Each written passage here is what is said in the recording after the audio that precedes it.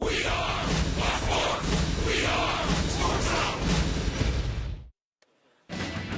The comeback kids were at it again last night. Rebounding from 5 runs down, the Braves got a walk-off triple in the 10th and a great welcome to Atlanta for the new guy. Tonight, Alex Wood is back on the mound and tries to keep the Braves' momentum rolling. It's the Rockies and Braves. Game 2 coming up next.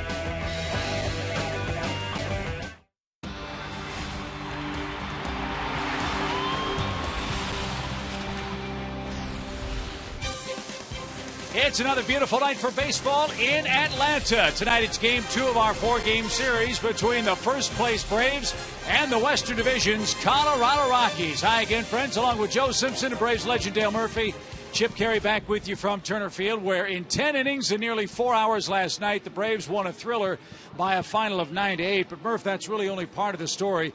It really would have been tempting for the Braves to pack it in, falling behind 5-0 and after the 3-game sweep of the Cardinals. But this team showed an awful lot of courage and character. They came back to win in extras. Yeah, and they have all year, Chip, but especially with a 5-run deficit.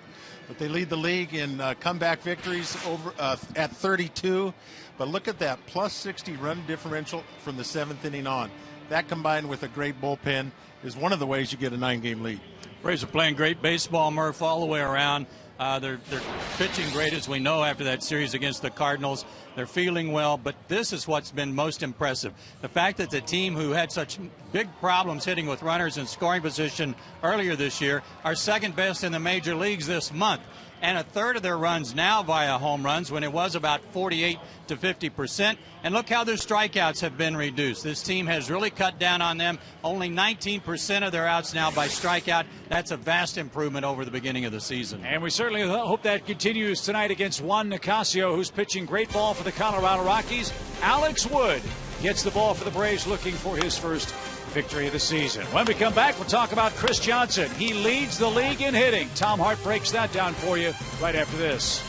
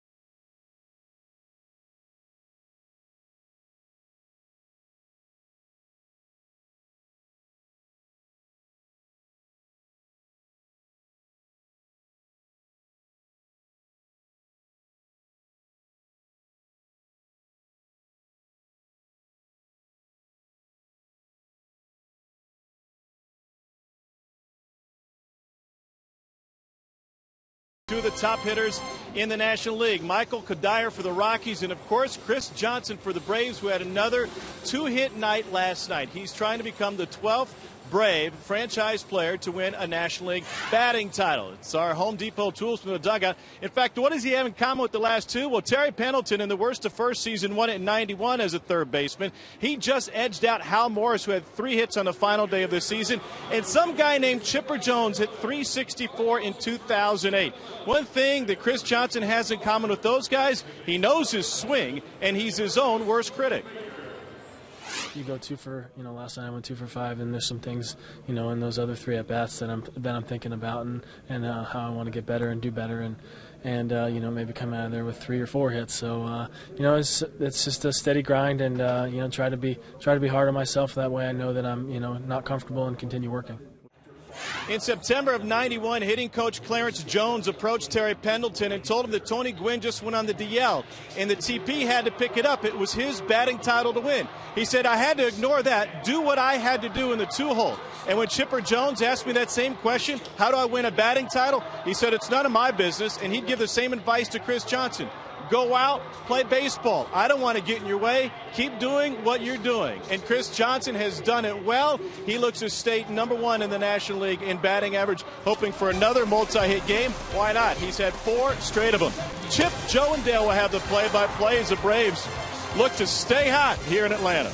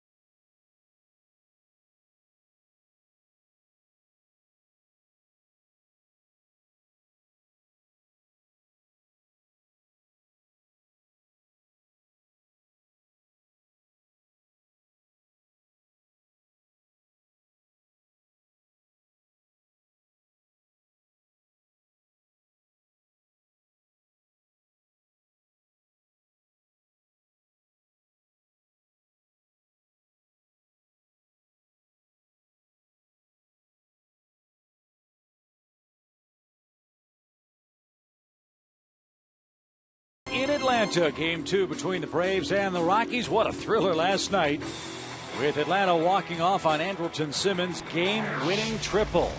The Rockies had a big lead last night and couldn't hold it. This is a good offensive ball club. And Dexter Fowler, the Atlanta native, again leads off their Toyota starting 9. DJ LeMahieu's at second and hits second. Carlos Gonzalez had a 5-hit game last night. And Tulowitzki, Kadire, Rosario, the catcher, Todd Helton down a spot, with the left-hander Alex Wood on the mound for the Braves. Nolan Arenado's their third baseman, and Juan Nicasio will pitch and hit ninth. They'll go against Alex Wood, who's in his 18th game, his 3rd start. He is only 22 years old, 6'4", 215. Opponents, first time through the lineup, having a little difficulty with this herky-jerky motion of his, but after that, they've had a good time with him in his 2nd and 3rd time through the order. And beyond that, he's not getting too deep in the game in his first 2 starts. They were both against the Mets, and that goes to his 4 keys to pitching success. If he can have a little better off-speed command tonight and have shorter pitches per at-bat, he can go a little deeper in the ball game and hopefully get him in the win column in the big leagues for the first time. He was 5-2 overall in the minors this year with great numbers. Here's the Atlanta defense tonight for Game 2 of the series. Gaddis, Hayward, and Upton from left to right in the outfield. Chris Johnson, Andrelton Simmons on the left side of the diamond. Ugla and Freeman on the right side. And Brian McCann is back behind the plate. What a game last night. And to echo our comments in the open, you sweep the Cardinals. You've got the Sunday night game, fellas. You've got the Rockies. Not a big crowd. You fall behind early. I'm sure it was tempting to think, well, we'll go get them tomorrow night. That wasn't the case. It's like Brian Jordan said on Braves Live. They haven't been phoning it in all year long. They've been focused. Falling behind's nothing big to them because they've been able to catch up most of the time with long balls. Last night, an assortment of hits. So Alex Wood goes to work and misses high with ball 1. Warm night, 90 degrees at first pitch. And that's downstairs to Fowler. 2 balls, no strikes. Dexter had a hit and a walk last night. He scored a couple of the Colorado runs. The run of the 9th inning gave Colorado a tie at 8-8. Also struck out a pair of times. And that went in for a strike call. Tim McClellan, by the way, has the plate, so we'll wait a second to make sure Tim lets you know whether the pitch was a strike or not.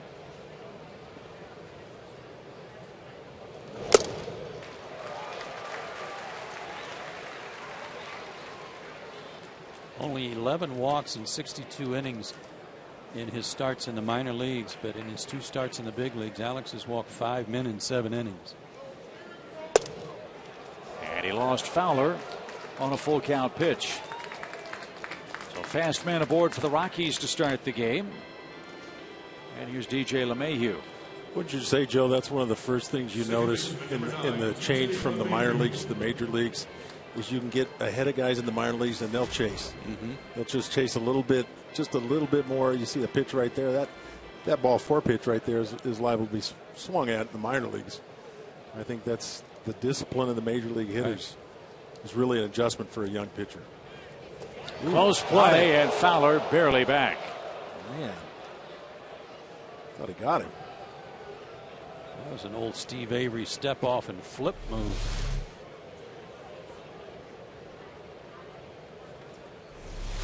Close.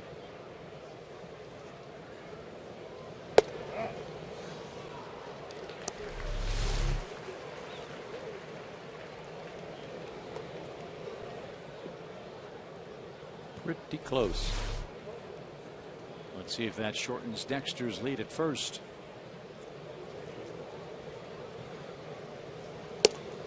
And outside to LeMahieu. 1 ball, 1 strike.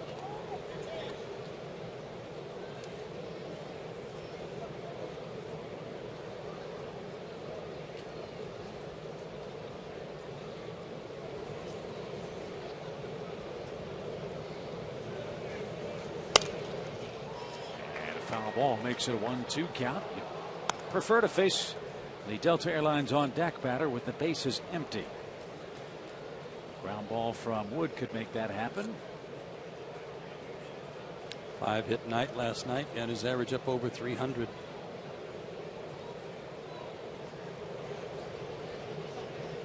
One ball, 2 strikes.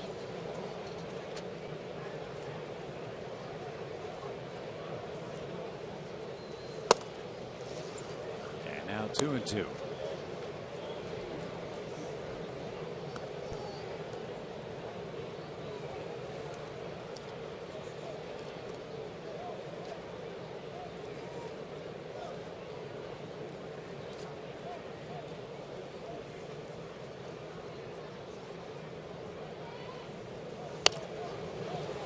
That's over the screen foul.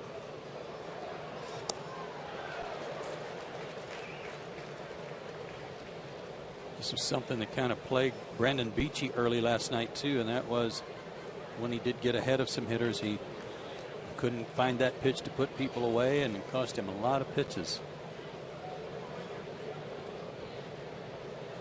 So a second deep count to a Colorado hitter. And LeMahieu spoils another. Talking with Freddie Gonzalez before the game, he may ride Alex Wood a little long tonight. Braves bullpen had to work hard against the Cardinals, and with the extra inning game last night, Braves are a little short-handed down there tonight.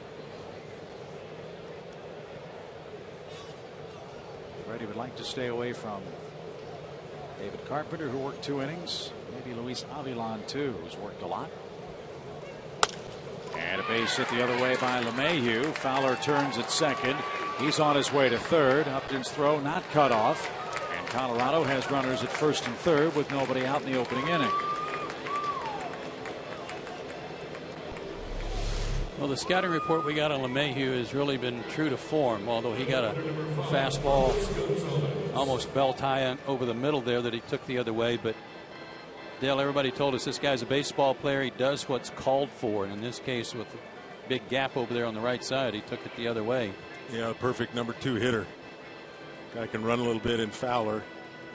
Big hole over there. If you can do that as a right-hander, that's pretty nice. Bat control. So now you've got first and third for the man that went 5 for 5 last night. Now, did I read this right? Is this his? This is his 4th consecutive season of 20 and 20. 20 home runs, 20 stolen bases. That's, yeah, we're not even to August, so he might go 30-30. Looking at 30-30.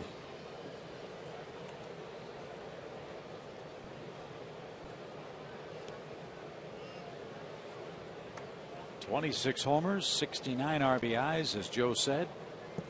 Gonzalez at 306 now.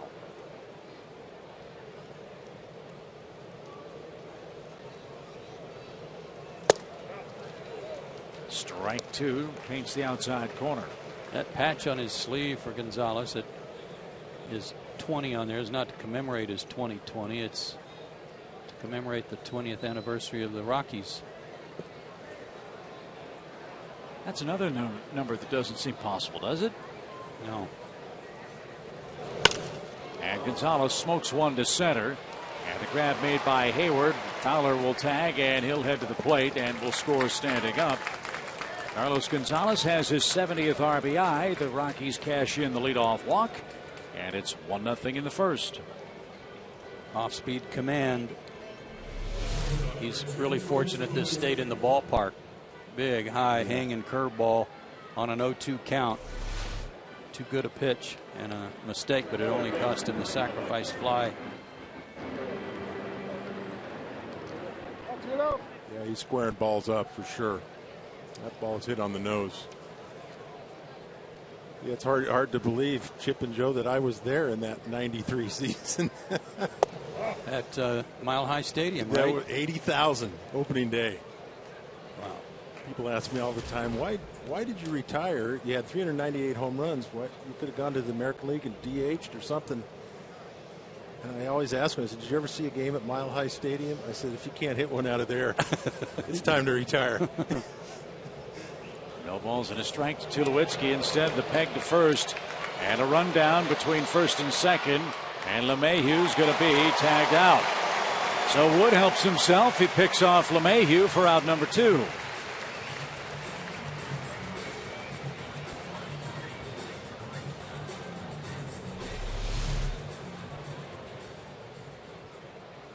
That's his good move without the step off.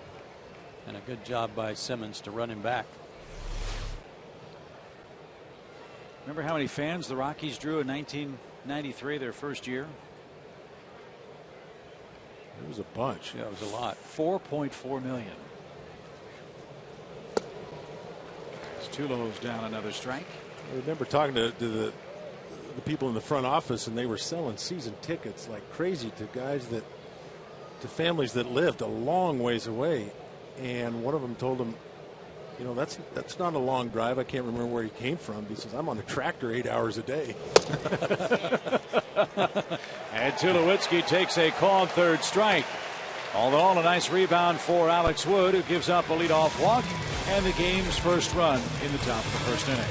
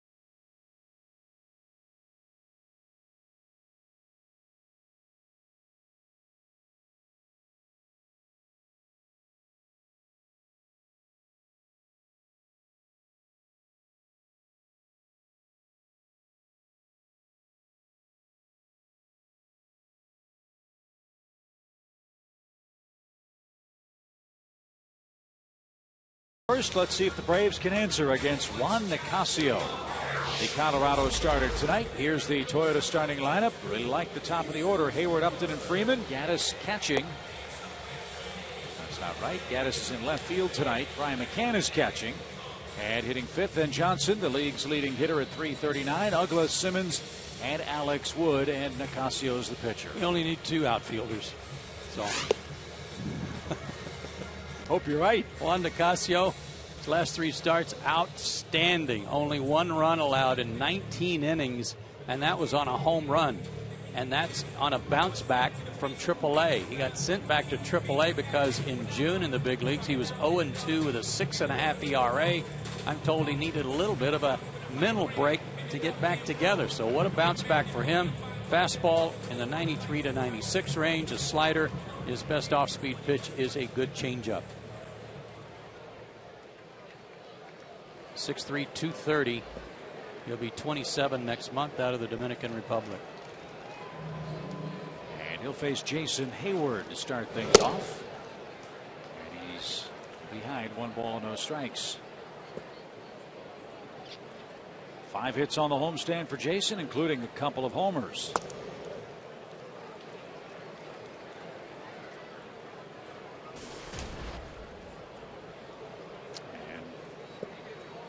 Overall, Hayward's average climbing towards 230 now. He's at 227.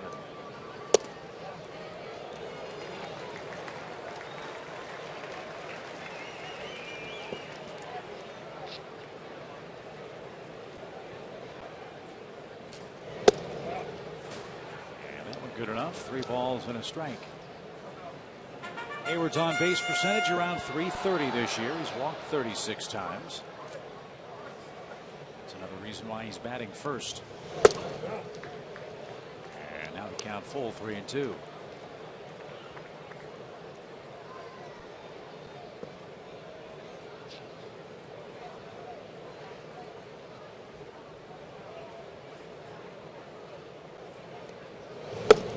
Swing and a miss. And Hayward's out number 1. Mentioned the remarkable comeback for Mr. Nicasio of the Rockies a couple of years ago. An awful sight in Denver. A line drive off the bat of Ian Desmond of the Nationals fractured the C1 vertebrae in the neck of Nicasio. Went to the hospital, had emergency neck surgery, 2 screws and a metal plate in the base of his skull that are still there. Almost 2 years to the day, he's back in pitching. Joe, his best baseball for Colorado right now. You know, I was just watching that replay again, and for the first time, I saw how his head hit the ground. Not so much the ball hitting him, but When he spun out of the way to try to get out of the way, I'm sure it knocked him unconscious for a bit, but to the point where he couldn't catch himself before he hit the ground. His head hit the ground really hard.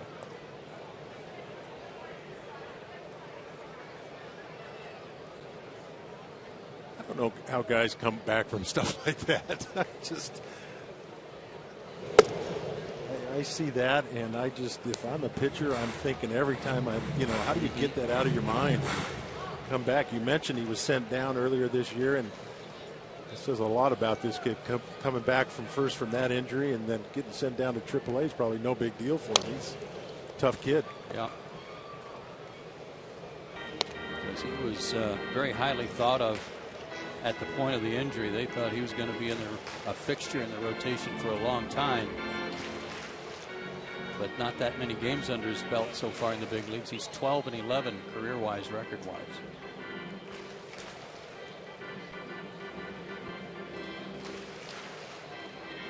Upton needs a little more pine tar on a 90-degree night.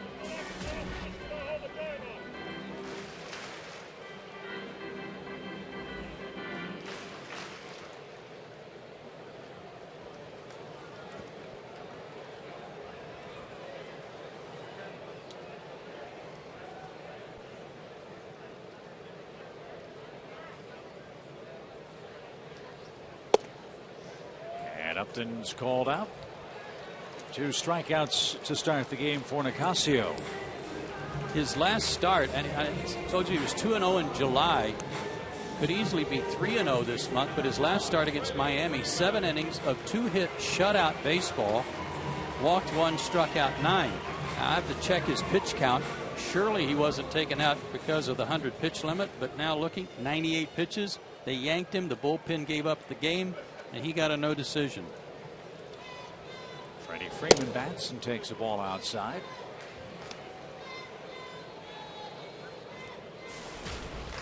Talked about De La Rosa last night. 6 different starts in which he did not give up a run coming into that start. But waylaid by their mandatory 100 pitch limit. Well, if you're one of those folks who believes you should eliminate the win for the pitcher, probably just fine with the results for these Rocky starters. As Freeman fouls one off the catcher's glove, 2 balls and a strike. And there is that debate out there, is that it sometimes is not an accurate reflection of how well a pitcher, or how much he struggled for that matter. That the W doesn't mean that much sometimes. I don't know. I have a little problem with that, but I understand the argument. You could look at, you could look at some of Matt Harvey's numbers this year. Nothing to show for it. Pitched very well. 3 balls and a strike. And a drive hammered deep right field. Freeman has left the ballpark.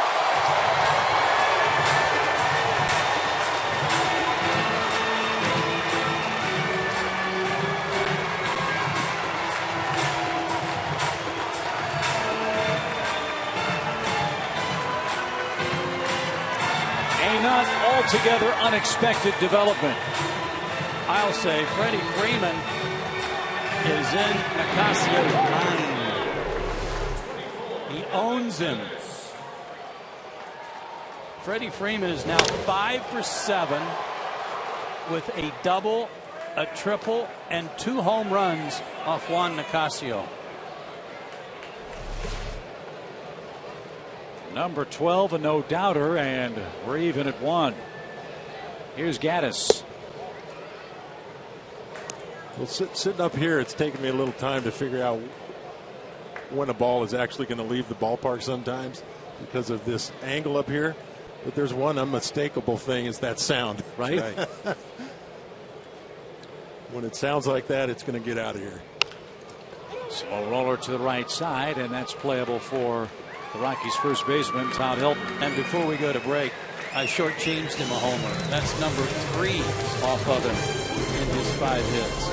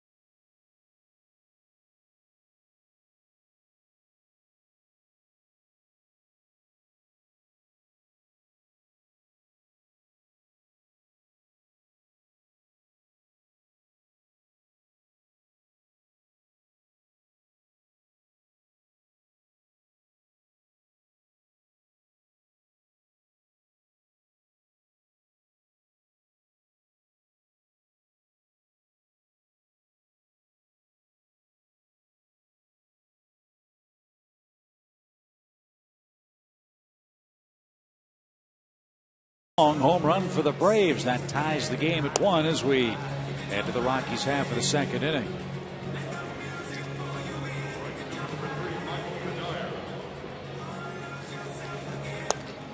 While Alex Wood warms up for his second inning of work, we invite you to get your tickets to see the Braves take on the Marlins beginning Friday, August 9th through Sunday, August the 11th. And check out Georgia Lottery Friday Night Fireworks, Ultimate Kids Day Saturday, and Kids Run the Bases on Sunday. Visit Braves.com/tickets or call 800-745-3000 today.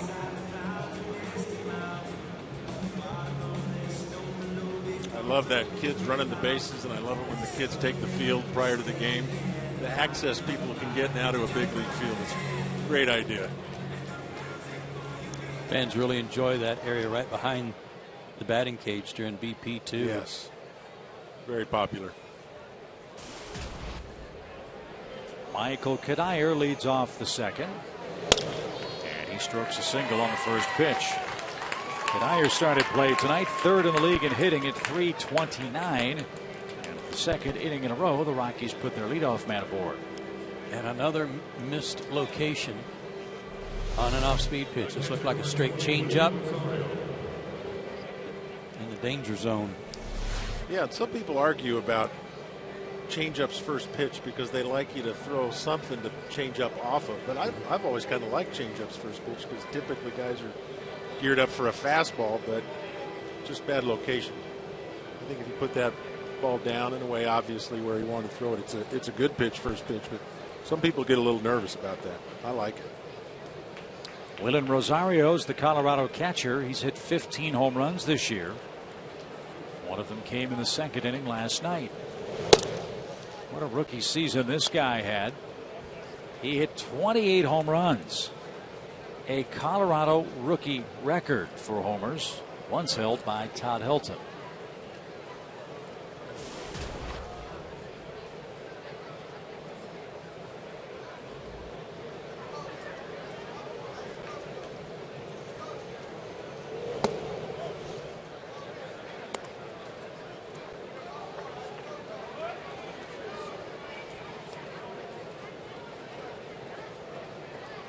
Two balls, no strikes.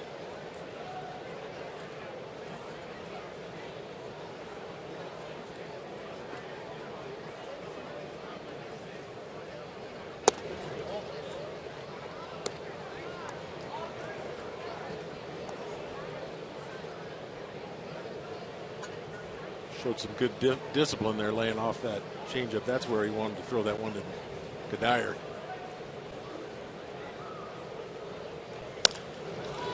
Got a green light 3-0 and fouled it away and didn't miss last night. Yeah, it went the same way. Brandon Beachy, something that was hanging up high, and he hit it into the opposite field bleachers. I'd just like to see Alex throw more fastballs. Establish the fastball first at both sides of the plate. Throw it for strikes, get ahead in the count. He's pitching a little backwards, and he's got a fastball that's in the low to mid 90s. And they've never seen him before. That's a good point, Joe.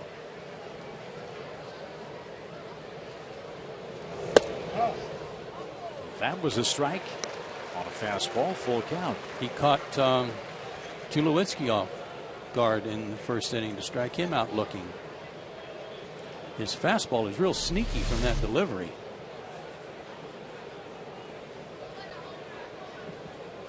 Perfect pitch on the corner there. Kadire at first on a full count. And a liner foul. But I would imagine, fellas, you throw fastballs to this Colorado team at your own peril.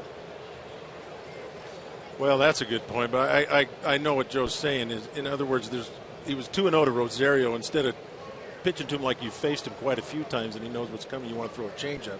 He said, go ahead and challenge him. They've never seen you. Is that what you're saying? That's what I'm saying, Yeah. is that they don't, like you said, there's nothing to adjust to on his changeup until they've seen him throw a fastball. Did he go? Yes, he did. Rosario chased a bad ball and is struck out. That's 2 punch outs for Alex tonight. Well, and to your point, Joe, there's a ball that Rosario swung at probably as a result of having never faced Alex Wood, not really knowing his release point and what his ball does. Ball well out of the zone. And that'll bring up Todd Helton, the Colorado first baseman. 1 ball, no strikes.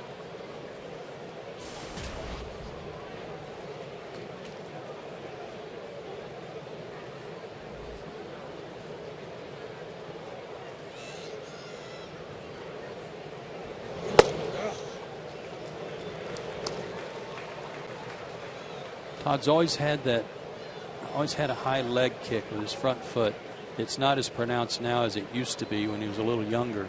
But of those guys that use that high leg kick, he stands more upright than most. You think of Ryan Zimmerman, first comes to mind of Washington, and when he pulls his leg up, he almost coils, and he's almost in a ball by the time his front foot hits the ground. Whereas Todd is still very upright, straight. His head doesn't move much. And he's always been quick. A little farther off the plate than he used to be, too. Yeah, that might be a result moving off the plate. I know one of the challenges when you get older, pitchers like to crowd you a little bit, think you've slowed up a little bit. So one of the tendencies is to back off a little bit. It's one of the adjustments that's tough to make when you get into your late 30s.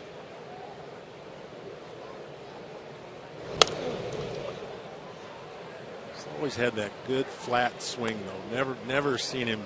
Good plane. Yeah, good plane. Yeah, that's a good way to put it. Always been on plane. Left-handed, right-handed, doesn't matter to Todd Helton. We talked about that last night. A .297 lifetime average against left-handed pitching for Todd. And a swing and a miss takes care of the Colorado first baseman. Runner at first, 2 down. Alex got a little issue with his fingernail again. That's what knocked him out of his first big league start. Usually the first telltale sign is on his pant leg. Yeah, there is a little spot over there on the far side.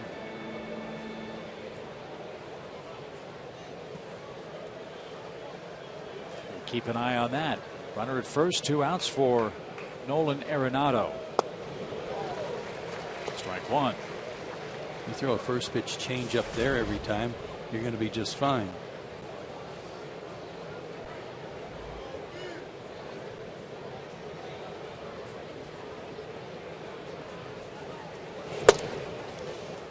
Another good offensive player for Colorado. A couple of years ago, he led all of minor league baseball with 122 runs batted in.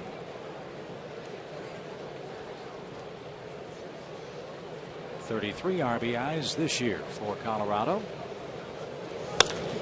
And give him a couple more. A long home run to left for Nolan Arenado. And Colorado's back in front. It's a 3-1 game.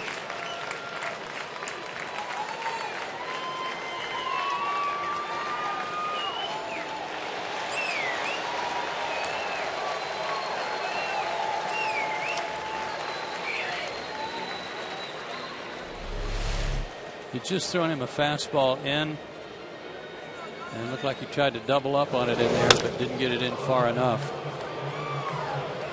Or is that a good swing? Well, something's going on there. Yep. There you go. So a 2-run homer for Colorado's 8th place hitting third baseman. And now Nicasio bats with bases empty, and he's ahead 3-1. First home run allowed by Alex Wood.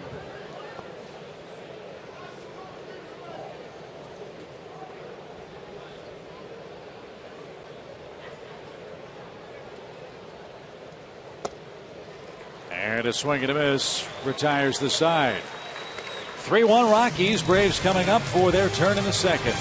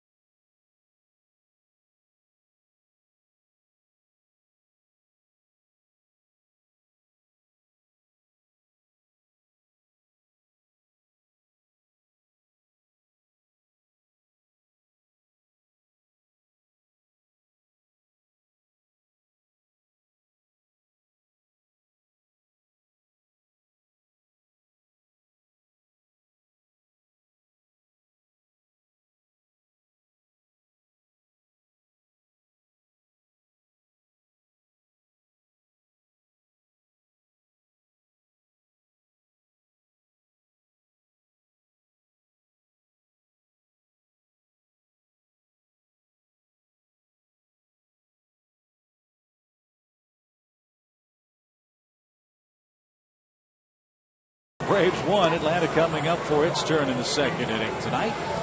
Braves will feature McCann, Johnson, and Dan Ugla. It's trivia time, and our AT&T U-verse trivia question. Carlos Gonzalez now with 4 straight 2020 seasons. Named the only player in Braves history with 4 consecutive 2020 seasons.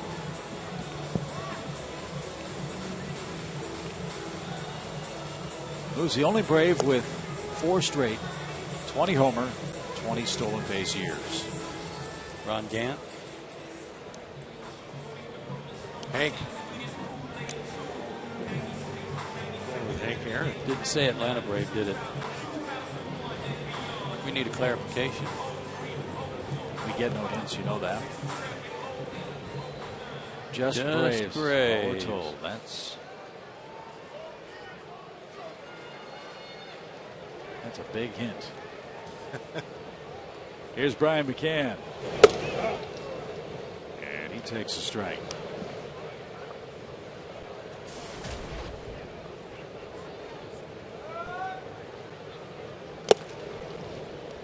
And quickly strike 2.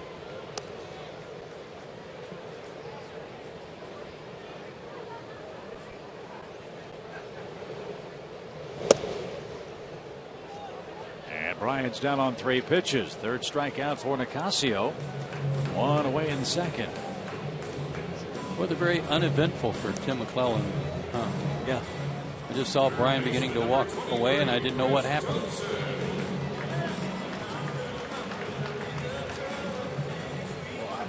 I was thinking the same thing. I saw Rosario throw the ball to third, and I haven't seen McClellan as much as you have, but I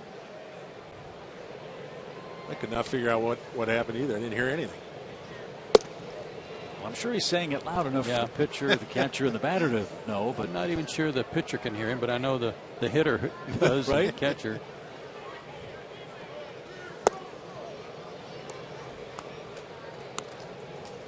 One ball, 1 strike. Chris Johnson leading the league in hitting. And riding a 7-game hitting streak for the Braves. See how carefully Colorado pitches him tonight.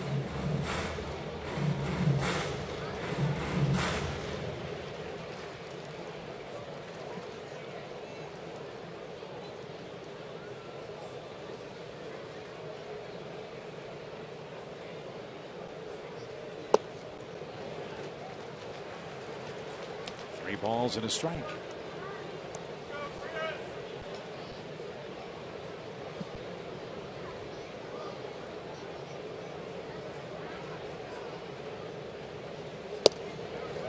And a 1-out walk for Chris.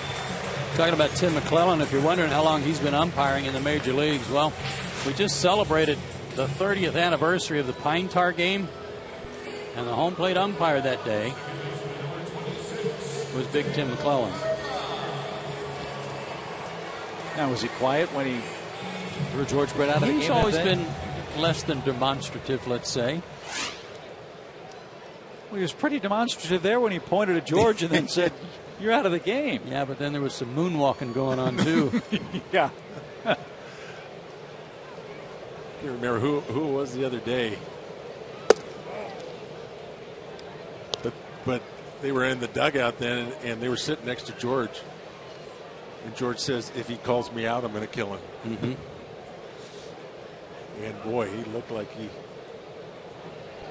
was a little upset. No balls and a strike. Now, Murph, I know we've shown all kinds of photos and highlights of you wearing the baby blue of the Braves. There's someone you know very well besides George Brett in that video of the happenings at Yankee Stadium. Were you trying to tackle George, Joe, as he ran out there? I said at the time we hadn't seen a look on anyone's face like that since Charles Manson. Popped up into right. And Dan Ugla flies out. That's the second out of the inning. And it'll bring up last night's hitting hero, Andrelton Simmons. He's our Ram Trucks Power Stats feature tonight. Boy, he's playing good baseball, isn't he? This month. And listen to the hand for him, too, here. 5 homers, 17 RBIs, career highs in any month. since he's been in the big leagues, which is just a little over a year. Got his average up right at 250 and playing shortstop better than anybody in the National League, in my opinion. And since we're walking down memory lane, this is the 20th anniversary of the Rockies, the 30th anniversary of the Pine Tar game. Simmons' game-ending triple last night was the first for a Braves team since 1953.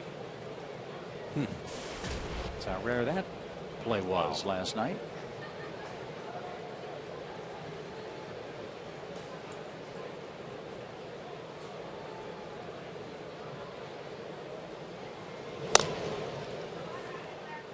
I want to say 1953, maybe Billy Bruton or Wes Covington.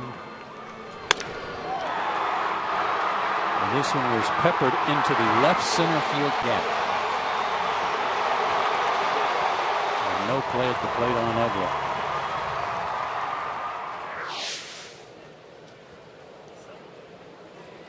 Poor Andrelton had to soak in the whirlpool after the team got to him on the base paths.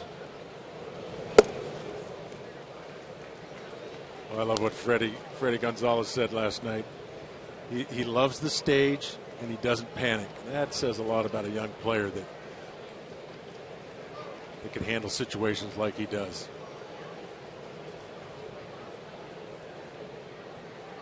One ball, two strikes. And a liner into center field. Simmons flipped the bat. And Johnson, a big turnaround second. He'll stop there as Fowler got to it quickly. And the Braves will clear Alex Wood in the second inning.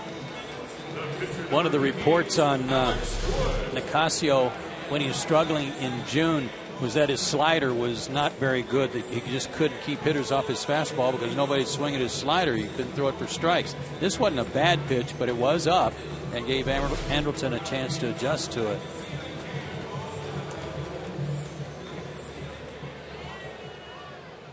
His changeup is a better off-speed pitch off his fastball.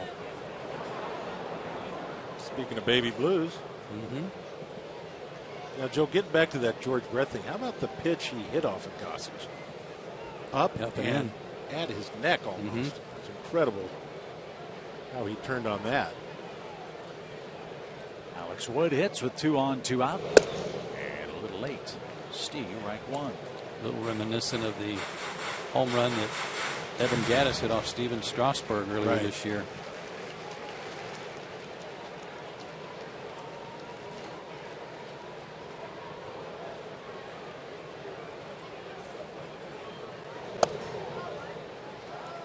Is this an accurate quote, Joe, that Charlie Lau used to say?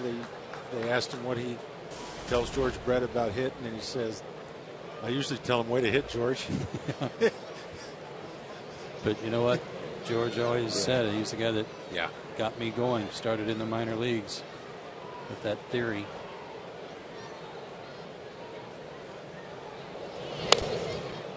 George is the first to admit that his numbers in the minor leagues were just average, a little above average, until Charlie Lau got a hold of him. And that theory still applies to a lot of hitters around baseball. There are a lot of the basics that are still generated by a lot of different hitting coaches. And now, especially in Chicago, the White Sox, where Robin Ventura was a disciple of that. 1 ball, 2 strikes for Alex Wood. And that's bounced off the plate. Todd Helton has to wait for gravity. And a backhanded flip to the pitcher covering the bag retires the side. We head to the third, 3-1 Colorado.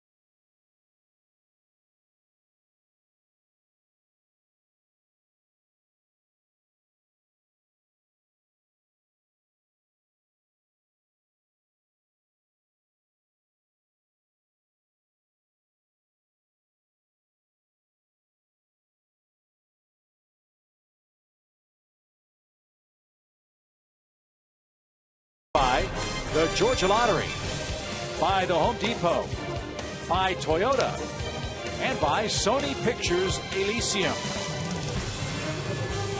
3-1 Rockies here in the third. Tom Hart at Turner Field, and Evan Gattis has some new spikes that he's featuring this homestand, guys. Tough to see because he wears the pants all the way down over the back of his shoes. But the folks at Mizuno came up with a cool idea. El Oso Blanco, the white bear, and on the back of those spikes, not only a white bear, but if you look carefully within the bear's mouth, an outline of the state of Texas. Here's a guy who last time he was in New York had to beg for spare change to get a couple cheeseburgers.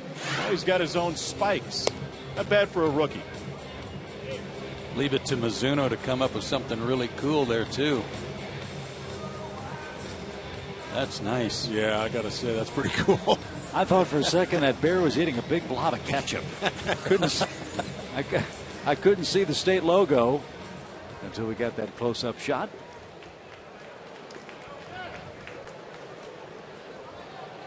What a story. Evan Gattis' incredible ride continues. At the top of the order, Dexter Fowler goes to work for the Rockies. And he missed a bunt try. This guy is a tremendous athlete. Dexter Fowler from Atlanta. He had a baseball scholarship to play at Miami. He also had a basketball scholarship offer to play at Harvard.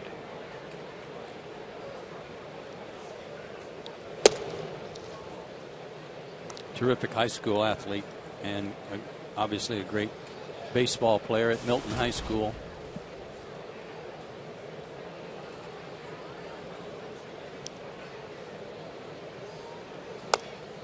Didn't mean to, and fouled away for strike 2. I don't know if it got as much notoriety because of the high school career that Jeff Francoeur had over 2 or 3 years with all the state championships in different sports, but Dexter Fowler's last year in high school was equal to that of Francoeur, pretty close. His senior year just not too many people knew about him. A squibber toward Freeman, and he'll take it to the bag. An unassisted put out for the Braves first baseman. Good way to start the third inning as Fowler's retired. The Braves take on the Phillies Monday the 12th of August through Wednesday the 14th. Grab great ticket deals like the $8 Sport Clips Monday Night Chop ticket and the Coca-Cola 2 for $30 Tuesday special. Visit Braves.com/tickets or call 800-745-3000. You know, we showed that blood on the pant leg of Alex Wood. It brings this thought to mind, and that is what you said earlier, Chip, about Freddie Gonzalez needing him to go a little deeper tonight. That'd be the worst case scenario if he had to come out of the game early and tax the bullpen even more. Now, is it a cut on the cuticle, or is it that the callus disappeared for Alex, or do we know? The description we were just given from Tom Hart was that he tucks his finger on his knuckle curve, unlike that of Craig Kimbrell, who kind of tucks the top of his finger and fingernail into the seam. That Wood actually pulls that knuckle under, and then the seam is kind of tearing on the cuticle. We got a new set of uniform bottoms too. He's ahead of LeMahieu. Either that or Braves had a big Tide stick in between innings. I've used that stick before. Comes in handy. LeMahieu drives one to center, and that's playable for Hayward. 2 outs. And here's Cargo. Sac fly and an 0-2 pitch in the Rockies' first. A lot of big games around the big leagues tonight. Washington's in Detroit and winning behind Steven Strasburg early. That's 1-0 Nationals. The Cardinals and Pirates have a doubleheader tonight. They're in extra innings in game 1. It's a 1-1 game. St. Louis and the Pirates at PNC Park.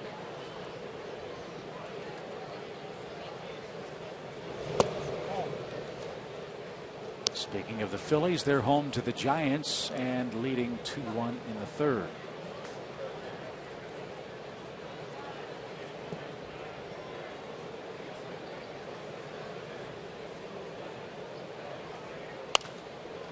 Pop fly foul, 1 ball, 1 strike. course, the Major League Baseball non-waiver trading deadline is tomorrow at 4 o'clock. Several pitchers have been scratched from their starts tonight in anticipation of a deadline deal or a deal tonight. Jake Peavy, Bud Norris, not pitching tonight. Giovanni Gallardo for Milwaukee did pitch today, but hurt his hamstring early on. And that was another name that was maybe on the board at the trade deadline among starting pitchers in our league. And of course, if anything comes across the wire tonight, we'll let you know. It's interesting that both of those two guys were yanked from their potential starts, though.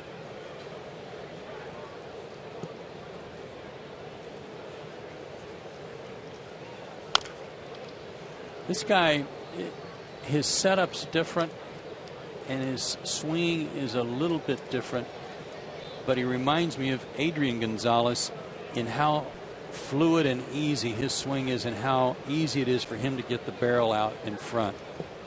You know how Adrian Gonzalez just kind of everything just seems so easy and soft, and then whew, that barrel of the bat zips through there. Wood just struck him out. Gonzalez was on his way to first base. 3 up, 3 down in the third inning. Top of the Braves order coming up. All they have to do is whew, in a minute.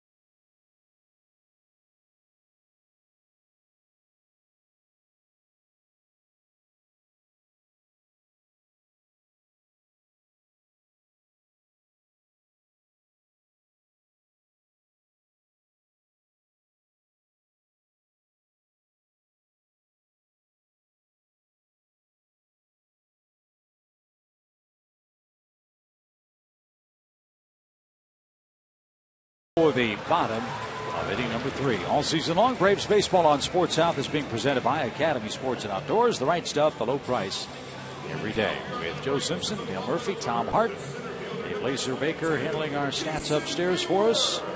Chip Carey with you from the ballpark where the Braves try to come back again. They're down 3-1 to the Rockies after 2.5 innings tonight.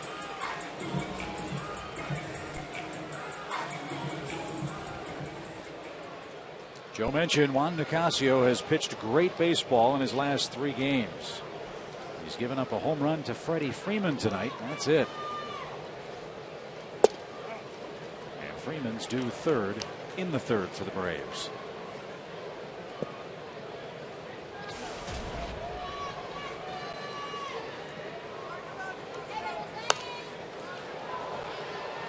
Nothing in 2. In this stretch after he got called back up to the big leagues July 12th at Los Angeles against the Dodgers. 7 innings of 3-hit shutout ball that night. A walk, 3 strikeouts, but yanked after 101 pitches.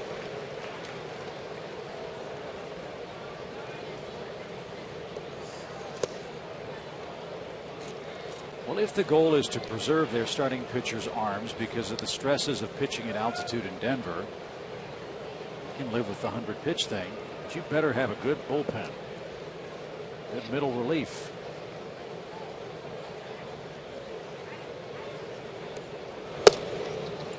You almost need to. Why not back off to a 4-man rotation then? If you're going to limit pitches, easier to come back from, and you can add another extra man in the pen if you need him. I'm sure they've thought of everything. I mean, a 20-year history of the Rockies, that's the perennial challenge for them. You know they're going to score runs. You know they're going to be awfully tough at Coors Field. But can their pitching hold up and survive pitching 81 games at home? I'm sure there's a good reason, Chip, but I don't understand. They'd have to explain to me why throwing 100 pitches at altitude is more taxing on their arm physically than 100 pitches in Atlanta in the heat and humidity. Hayward a line drive on a 3-2 pitch. That's a good start for the Braves. Jason continues his good work in the leadoff spot for Atlanta. He's 6 for 18 on the homestand.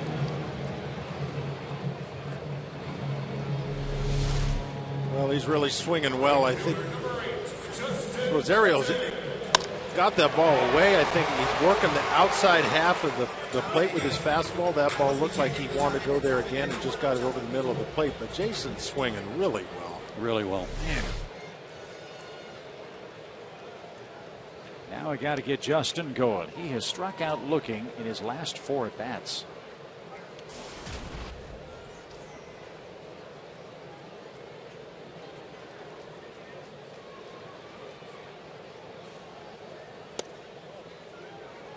That's inside for a ball. You know, talking about the 100 pitch thing, I wonder if the metrics, what's wrong with 110, 115? I mean, maybe I don't know. Maybe in the coming years, 115 will be the old 100. I guess. You know, I mean, maybe we'll move these guys up a little bit. It seems like you give 15 more pitches would get him into that a little deeper, and it's only 15 more pitches. And I'm sure everybody's done the studies. I haven't seen the 100 pitch mark has just become such a sacred thing. I wonder if we could just, over the next 5 years, let's start our minor league pitchers at 115 and say this is what you got to learn what to do now. I don't know. Well, think about the 2 of the last 3 starts for this guy.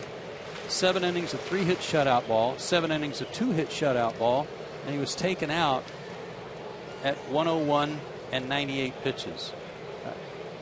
What was he? How was he taxed coming into that next inning? There's a line drive down the left field line. Did he keep it fair? Yes, he did. It kissed off the chalk. Hayward's around third. They're going to wave him. Relay won't be made. It's a 1-run game.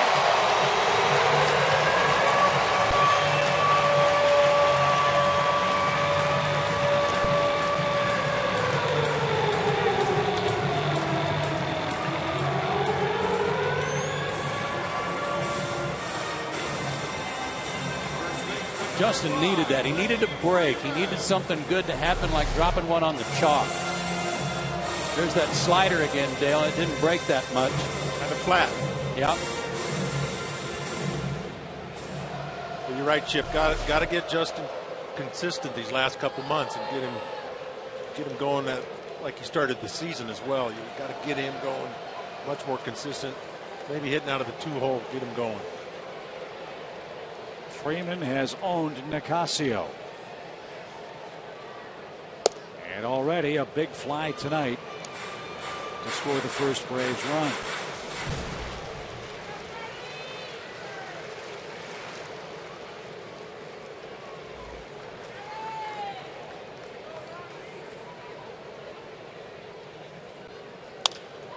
Rolled to the right side. Productive out for Freeman. Upton's to third with 1 out. Good job. Now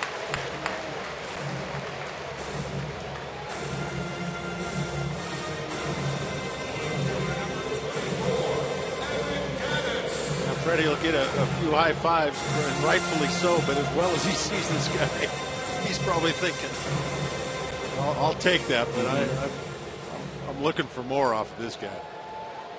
Good job getting him to third.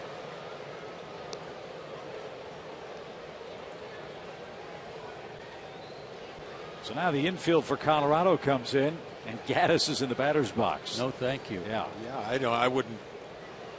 Team scoring runs like this team is, and the way this ball game looks like it's going to be kind of a similar game as the last night. I don't know why you wouldn't concede a run here and save one of your infielders. It might be some linguini-legged infielders with Gaddis up there. As hard as he hits the baseball. Well, there might be like Arenado at third base. They say, you know, play in. I am in. This is as far in as I'm going.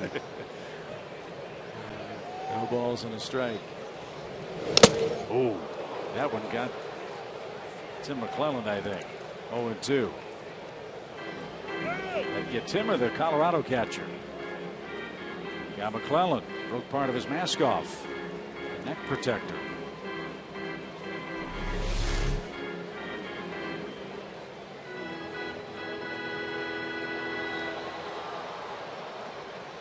Well, I mean, that was a shot. And he's chewing Evan out for it. If I was McClellan, I'd get that fixed right now, wouldn't you? I mean, yes. Ripped it off. You don't want to take another one of those without that. It's only going to take a couple minutes. It just ties back on. But getting back to the fact that the infield's in, is that a little odd to you guys that it's the third inning, it's 3-2, and they're trying to cut off a run here with someone? Justin runs pretty well, but you can move it back a little bit further as hard as Evan Gaddis hits the ball. Lined the other way, foul. Nice catch by the ball boy. Maybe what they were going to do too is if he gets to 2-0, 3-1, move back then, but now it's 0-2. Look at the location of this pitch, Murph.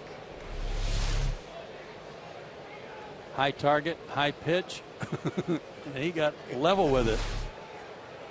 Well, if they're smart, what are they going to do? Throw one about 4 inches above that one. Now they're going to go away, it looks like. Nice stop. That was the pitch, Murph and Joe. First 6 weeks of the season, Gaddis chased a lot. Right. And he still chased that one upstairs that he fouled off a minute ago.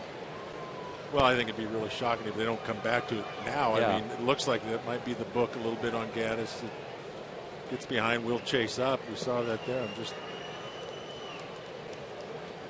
If you're the third baseman, please let me know when you're going to do that.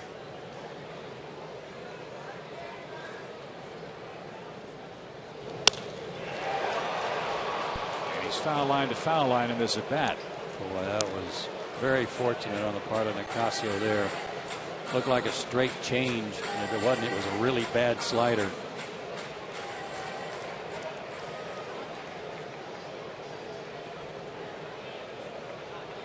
Shocked that ball, they haven't called a high fastball again.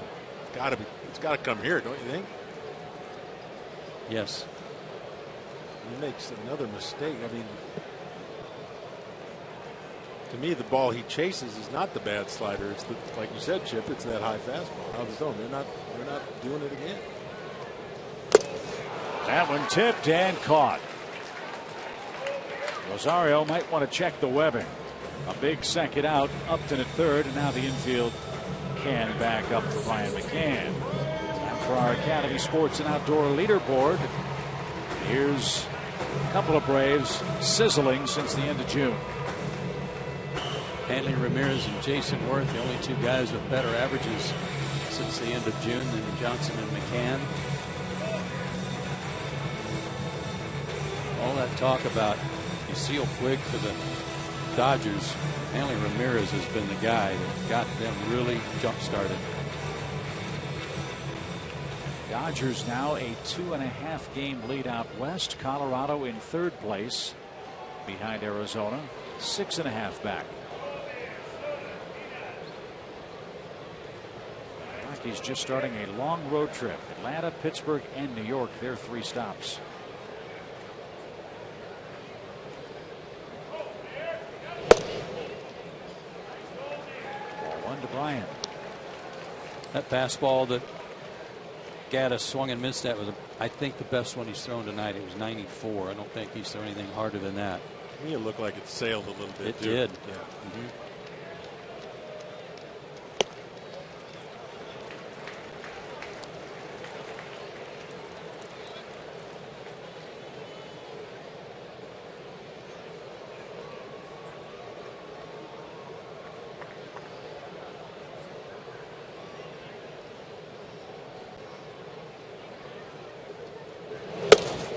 Snap throw to third, and Upton's back safely.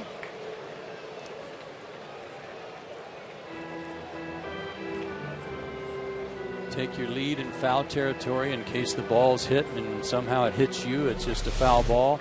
But you go back in fair territory, as Justin demonstrates here, to try to keep the third base, or keep the catcher from having a good target to throw to at third base.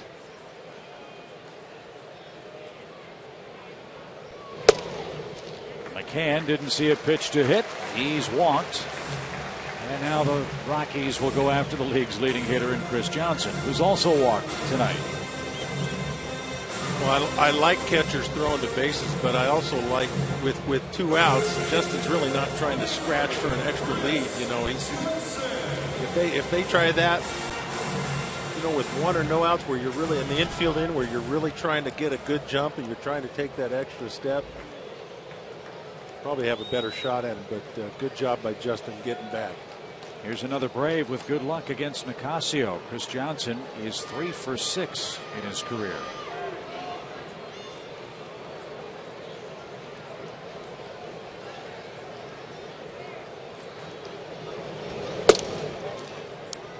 Too tight. 1 ball, no strikes.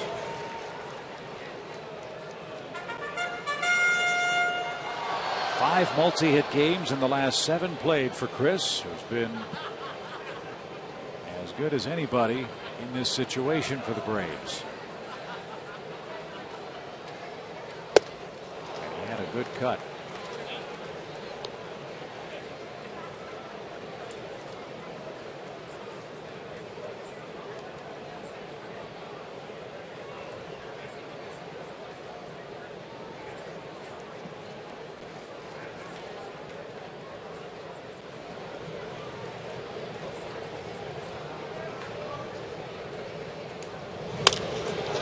Ball toward right, but that's going to be playable for Kadire. He's got it, and the side is retired. Jason Hayward with a leadoff single.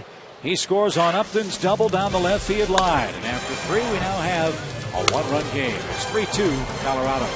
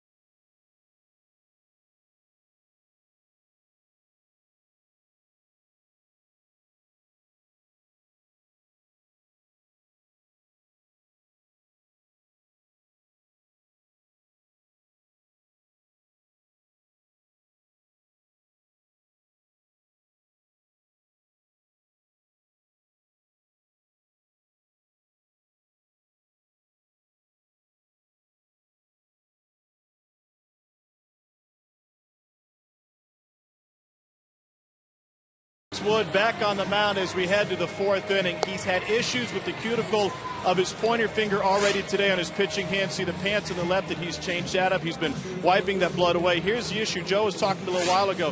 He throws a spike curveball. Now, I'm not an expert, but I did say at a Holiday Inn Express, Craig Kimbrell holds his like this, where he digs his fingernail into the seam. The difference with Alex Wood, and don't pay attention to where I'm holding it, but how.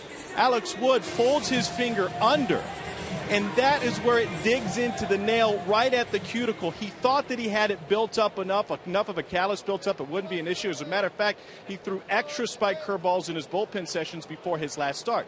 It's an issue now. And one issue to keep an eye on is not just how it affects his curveball, and that will certainly be an issue going forward, but then how it affects his other pitches, specifically his fastball, and something we'll keep an eye on. Thank you, Tom. No trouble for Wood. He's retired 4 straight after the 2-run homer by Arenado. Oh, and there it looked like an attempt to throw a breaking ball that did not have its regular bite. Would he try to throw that pitch in a different manner? No, I wouldn't. I don't think so. The thing I'm trying to figure out is why it would affect his fastball that much if the tear is on the cuticle on top of the finger, like behind the nail.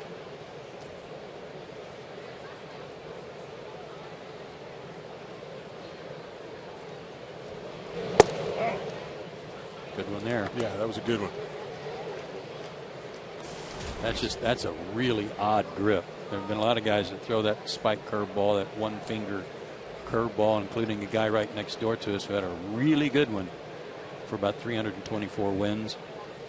But it was always with that finger sitting on top. A little roller out second. Ugla scoops, fires, close play, but Tulowitzki is out number 1.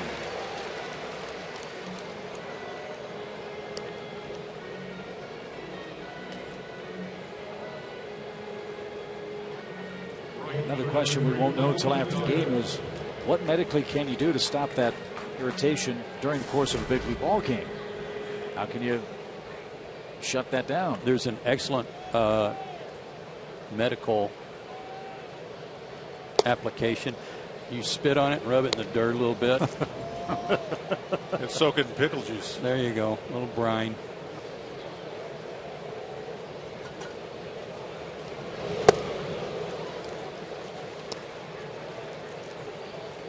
You put some super glue over it between innings. Mm-hmm.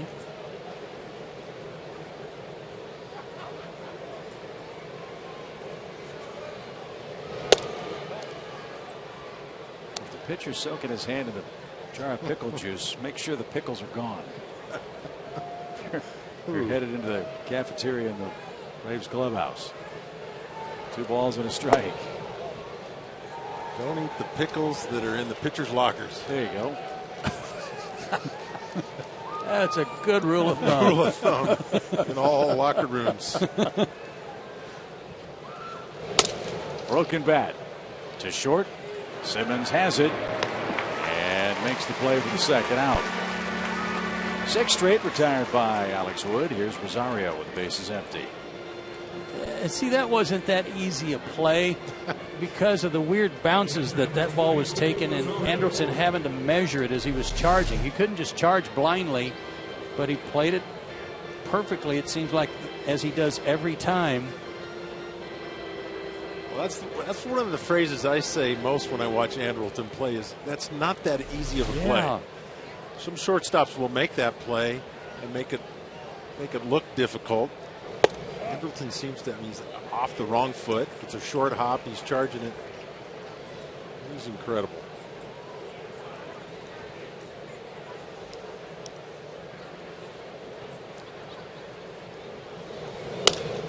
Old foul by Rosario. He's quickly behind. He started. Sorry, Chip. He started a big double play last night with Arenado at the plate. I think the bases were loaded, and even off balance to his right, going to the hole. He still gave Dan a perfect feed. I can't remember the last time he didn't give his second baseman a good feed to start the double play, no matter where he was. That is practice, it's confidence, and it's also having that uncanny instinct to just do it and know you can do it.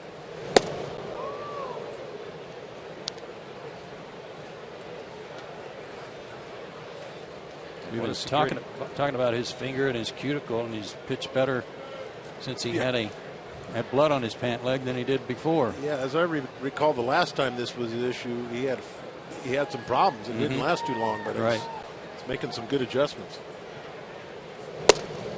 And he just struck out Rosario.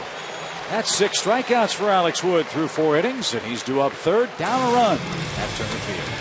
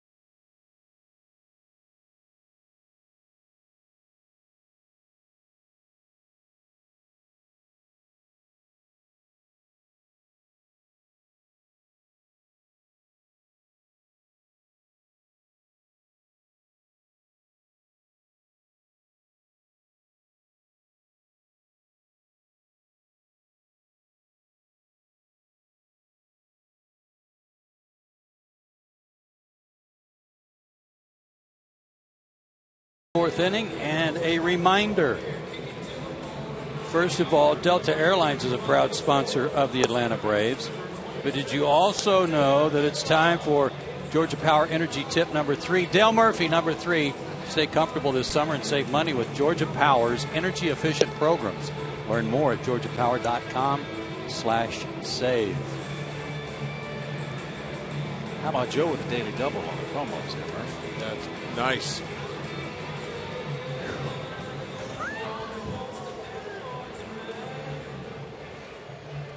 Speaking of nice, how about a rally here in the Braves' 4th inning?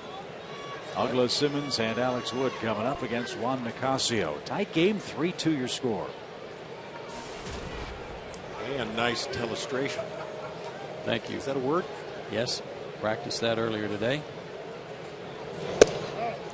I've been on that telestrator, and you do have to practice. It's a little. A lot of people think it's easy. It's not.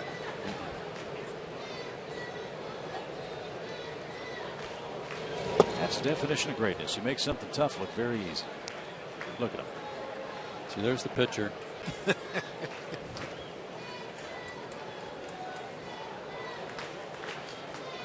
1 ball, 1 strike. Talked to Dan earlier today about the contact lenses. Very happy. There was Dan. Oh, here's Dan. There we go. And his contact lenses will be right in there somewhere.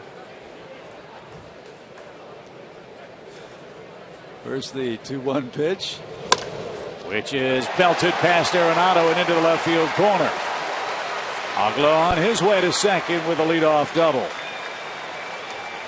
Dan said his vision at night with the new contact lenses is outstanding. He said it's made a world of difference for him. A little bit different problem during the daytime. It's not as clear and as sharp for him. Well, looked like it worked there for him. Again, talked about his breaking ball. Nicasio's breaking ball, it's been hurt. It's a little flat sometimes. Nice slow motion there of Dan Ugla keeping that shoulder tucked long enough to hit that off-speed breaking ball. So for Ugla, the challenge here in the final 2 months, balance the prescriptions so that he gets the right contact lens strength. As Simmons drives one toward Gonzalez in left, that's going to be playable. Ugla thought about tagging, but you don't challenge Cargo's arm. 1 out. And Ugla planning on LASIK surgery in the offseason. And I'll bet there's something that Dr. Kozarski can do to help with that daytime issue he's having, if it's glare or whatever it might be. Dan probably wears more eye black on day games than any other player on the Braves, and maybe that's to try and help deflect some of that sunshine. Let's see if Alex can help himself. Ugla at second with 1 out now. Pickoff play, and that's off Tulowitzki's glove, but he slowed it down just enough to keep Dan at second base.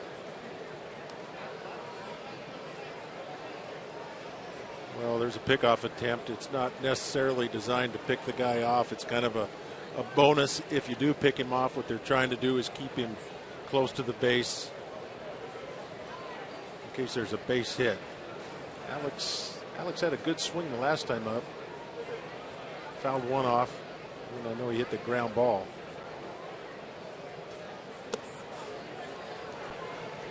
The first base side, I think Helton had to call a fair catch on, as I remember. Yep. Oh, and Helton, I mean, he has not forgotten how to make that option play. Yes. While he was the quarterback at Tennessee, that was a good read option to the pitcher covering.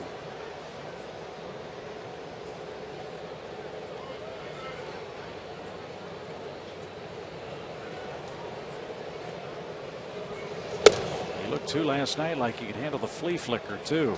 That great catch down the line in foul ground.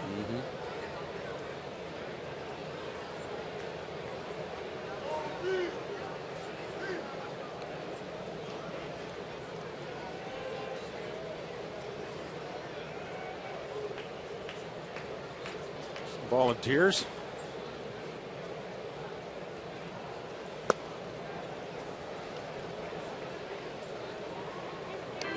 Talking to Dan Ugla before the game too, Chip, about that meeting on the mound where he was giggling when Scott Downs came in and said, "Nice to meet all you guys."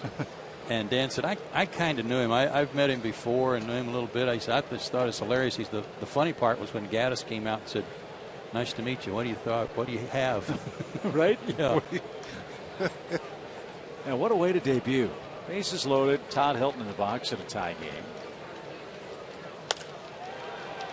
Gets the line drive back to the mound, then ends up getting the win on the Simmons walk-off hit.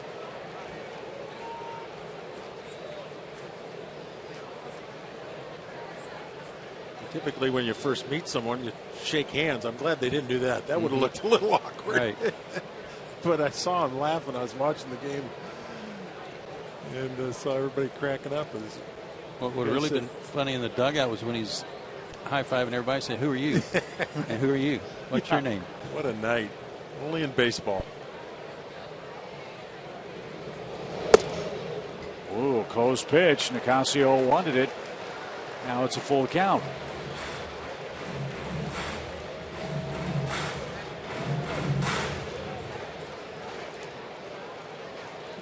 Leadoff man Jason Hayward is on deck.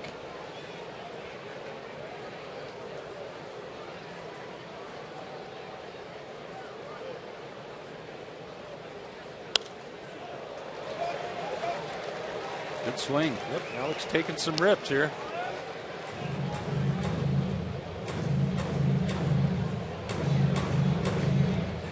Dan's an excellent base runner. If somehow Alex puts it in play and finds a hole, Dan's so quick on his crossover step, and he cuts the bases beautifully like he did last night, scoring from first. Braves could tie this thing up with the pitcher. Bouncing ball out to second. Mayhew's got it.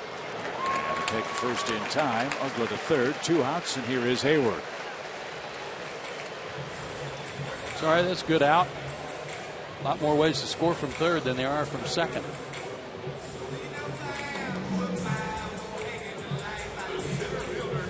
Jason has a hit and a run tonight.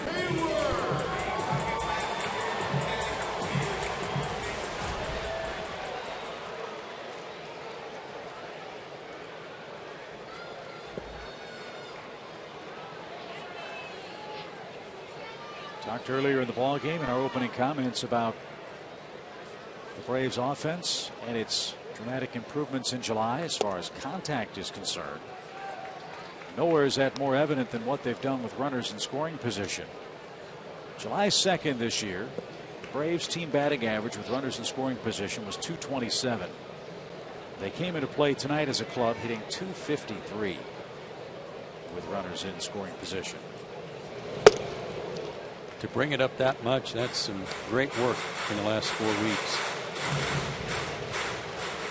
Also got to give credit to Greg Walker and Scott. There's a picture of Greg there and Scott Fletcher having patience with this ball club, because I would imagine as the hitting coaches, this team kind of challenged that patience sometimes.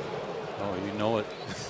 But they hung in there with him. I think guys have confidence in him, in both of them, and they've listened to him and made that improvement.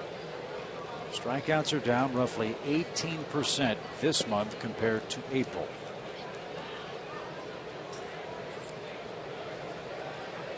Doesn't sound like a lot. That is a lot. Yes.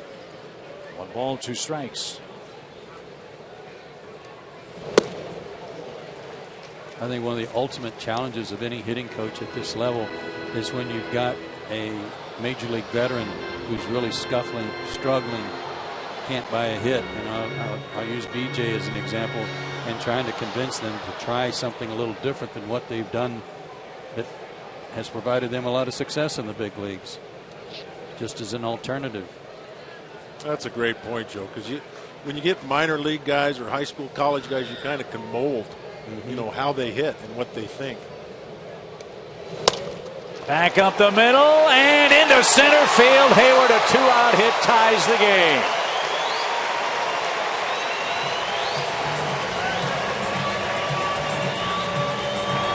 Right back through the middle of the infield. And that's the Braves' first hit tonight with runners in scoring position. They've been 0 for 6. That one got in on Jason a little bit, but he had enough on it to get it through there. Well, I think the phrase I like there is, you hear it all the time, but he didn't try to do too much. Kind of shorten his swing a little bit. 2 strikes. Paid big dividends there. Big 2-out hit. 7th hit on the homestand for Hayward, his 26th RBI. And new life for Alex Wood and the Braves. It's a 3-3 game in the 4th.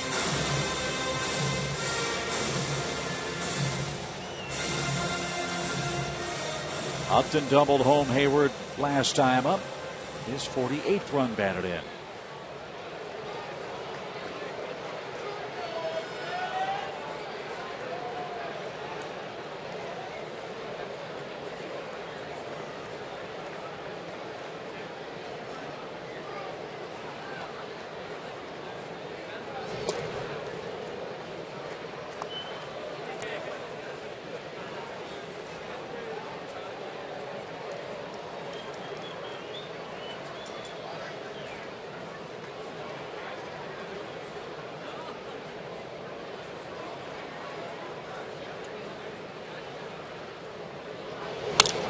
Fly ball hammered right center. Cuddyer on the run. Still going. Can't get there. It's going to bounce off the track and into the stands. A tough break. Hayward would have scored easily, but by rule, he's got to go back to third base on a ground rule double with 2 outs.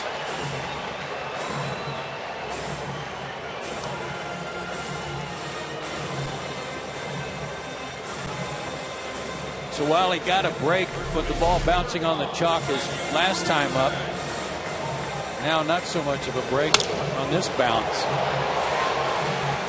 Yeah, you're right, Joe. Not a good break, but boy, you got to like these last 2 at bats, and especially that ball stung like that into the right center field gap.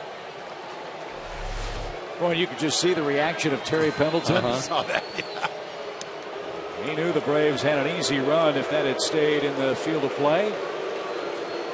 And there's no way Colorado will pitch to Freddie Freeman as hard as he's hitting Nicasio. They'll take their chances with Evan Gattis, load the bases with 2 outs in a tie game here in the Atlanta 4th. Evan struck out his last time up with a runner at third, the infield end, less than 2 outs, and he was quite angry at himself for not being able to get that runner in. He'll get a chance here.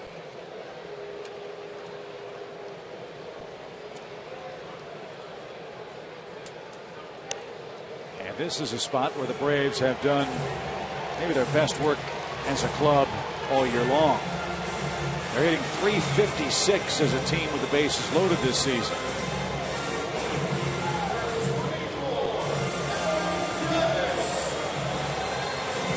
Gattis, 2 for 4. With the bases full of teammates. They've been 0 for 2 tonight. And hitless in the series so far.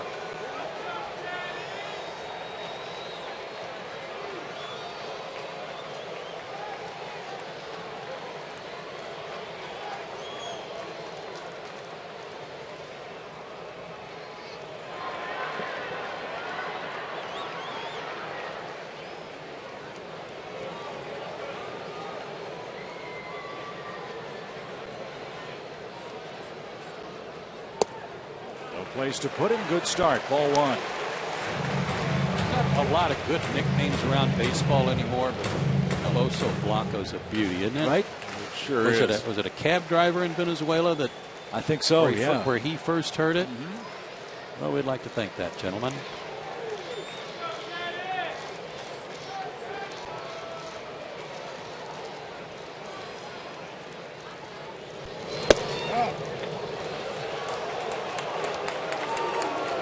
Caught a corner. 1 ball, 1 strike.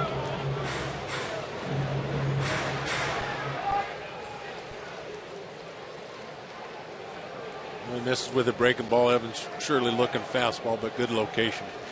Very good location.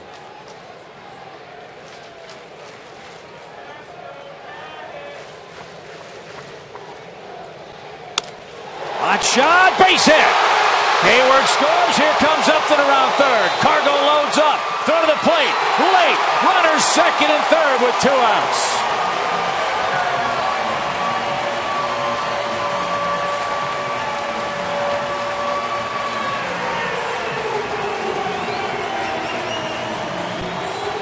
Looked like a changeup, Murph, and a poorly located one, but maybe one that Evan Gattis was kind of looking for. I think it was a slider and a bad one again. Yes. And look at his reaction. Look at Nicasio jump up and down there, and it just eluded Tulowitzki. Just very flat and spinning. Great job by Evan. It's a single, 2 RBIs. He takes second on the throw, and now McCann hits. And a called strike. Another big inning for Atlanta. We talked about the big innings for both the Braves and Rockies this year. 3 across and still hitting in the Atlanta fourth.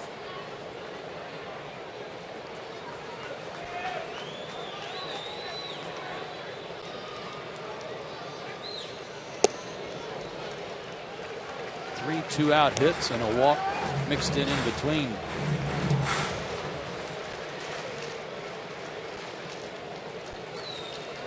Eight men have come to the plate in the inning. Nicasio up to 88 pitches. Yeah, he's running out of time, isn't he? And he's due up third in the 5th. Fly ball belted. Deep right field. Kanaya going back. Track. Wall. It is gone.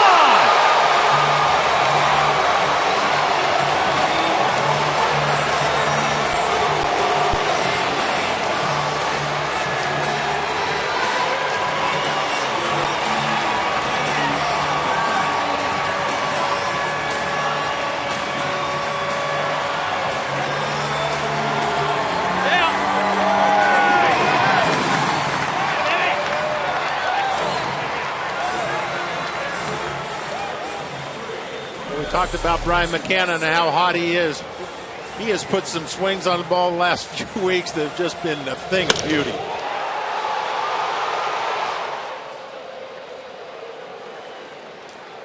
Just into the bullpen. Now Chris Johnson rips one into center. He's got an 8-game hitting streak. The Braves have batted around in the 4th inning. And the Rockies, you know, want to get Nicasio through this inning and not burn an extra player. But he's down 8-3. Jeff Francis, the left-hander who just came back from the disabled list, is warming up. That's 5 hits and a walk, an intentional walk, since Alex Wood grounded out to make the 2nd out of the inning. You're right, Dale, about Brian's swing. It's just been a thing of beauty. He got a fastball down that he could drop the barrel on and sure put a pretty swing on it. And Ugla's the man that started the inning with a double.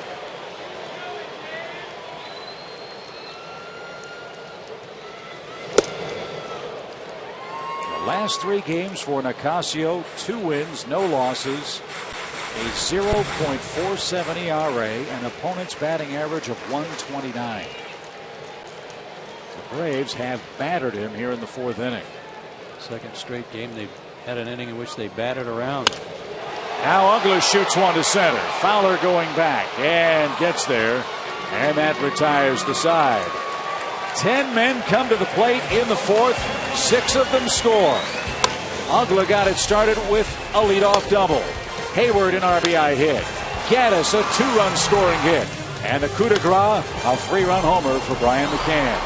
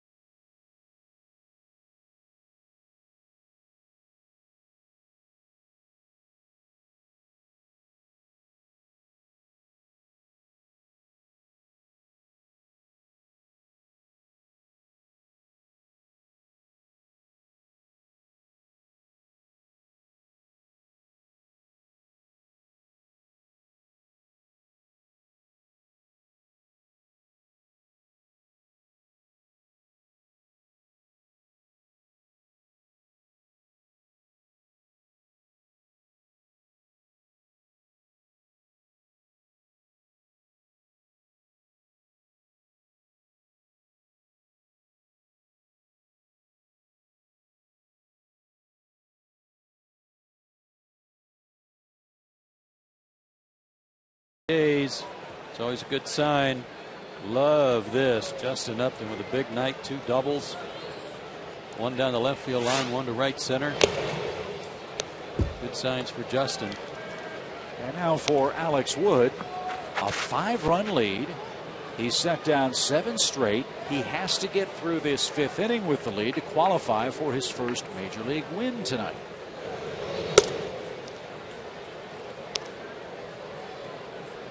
And no sign of any cuticle or blister or blood problems on his pitching hand. That might have been fixed by Jeff Porter and Jim Lovell after the opening inning or two tonight.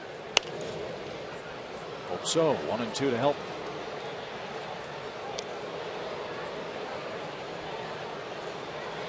Sometimes a little something like that on your fingers messes you up so bad mentally, and again, a credit Alex Wood with kind of recovering from this, because as we said before, he struggled with this before and didn't only lasted a couple innings after it flared up.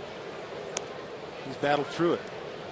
The other thing I've noticed, guys, he's not been behind in the count much the last 3 innings, and he's throwing more fastballs. At least he did last inning. Smoked Rosario for that 6th strikeout to end the inning.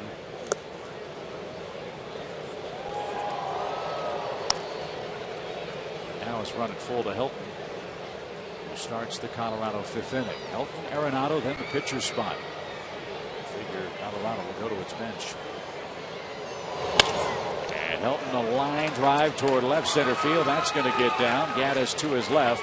Helton will settle for a very long single to open up the 5th inning. You know, that's a really nice play by Evan Gaddis. I mean, it probably goes under the radar a little bit with a 5-run lead, but Evan Gaddis has been asked to play first. He's been asked to catch. He's been asked to hit 4th, and now he goes into left field and cuts a ball off like that. I know there was a play the other night that he messed up, but they're asking him to do a lot of stuff, and he's done well. He's making some rookie mistakes, we'll call it, because he hasn't played that much outfield, and it's mostly just how he's approaching balls, how he's getting to balls. Reed Johnson's been working with him some about circling some base hits, but I think he's done a good job. That's what I think. It's, you know, to play one position and hit in one position in the batting order is hard enough at this level. Look, guys, he's going to drive in more than he's going to let in out there. Yeah. And he's knocked into tonight, as has Nolan Arenado, the Colorado 3rd baseman.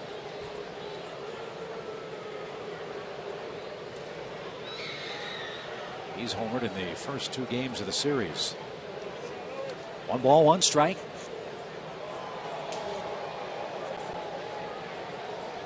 Gentle breeze blowing out toward left.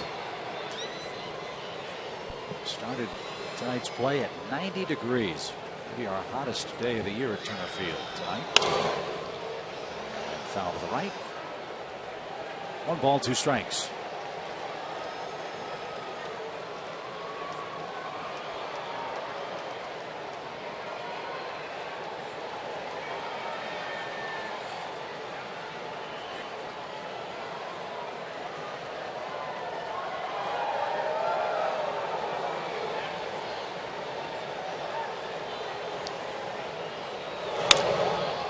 To third, Johnson's got it. Second, 1. First, good stretch. Goodbye, Arenado. 2 out. There have been times this year where we've talked about Chris Johnson starting double plays, and sometimes he's a little bit, it's not nonchalant, just not in a big hurry. But I want to tell you something. He put some zip on that throw to Ugla. Got it to him in a hurry. That's the 12th double play for Arenado, far and away the team leader for the Colorado club. So Nicasio's night comes to a close. Charlie Culberson's going to pinch hit for him.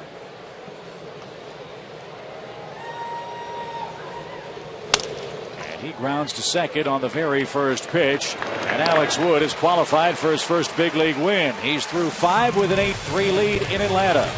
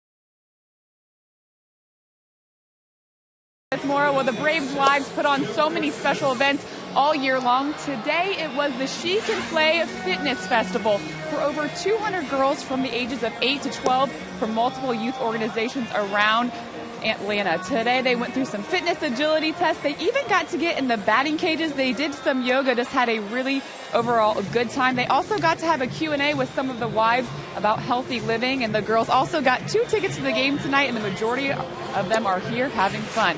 Guys, something near and dear to my heart, being a former sort of athlete. Thank you, Elizabeth. Always good work by the Braves wives for various events and charities, and special opportunity today for those girls to come out and enjoy Turner Field in a very neat way. And the kids will be at it again here tomorrow. The Promoting a Lifetime of Activity for Youth public awareness campaign will take place here in Atlanta tomorrow. It's something that the Braves athletic training staff and all the athletic training staffs around Major League Baseball will be involved with.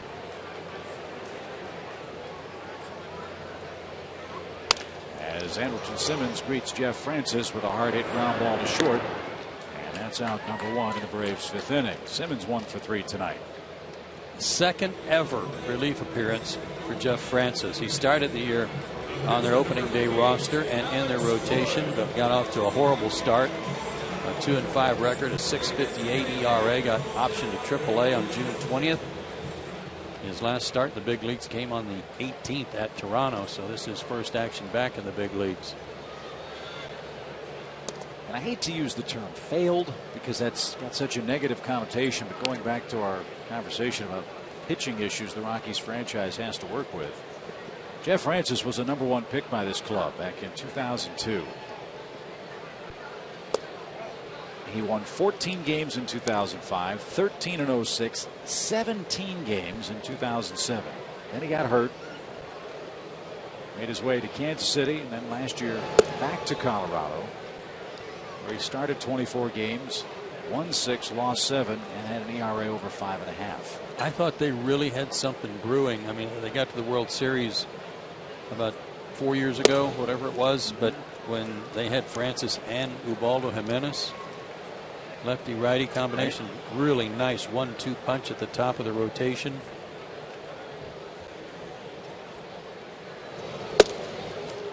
As Alex Wood looks at a called third strike, that's 2 up, 2 down in the Atlanta 5th.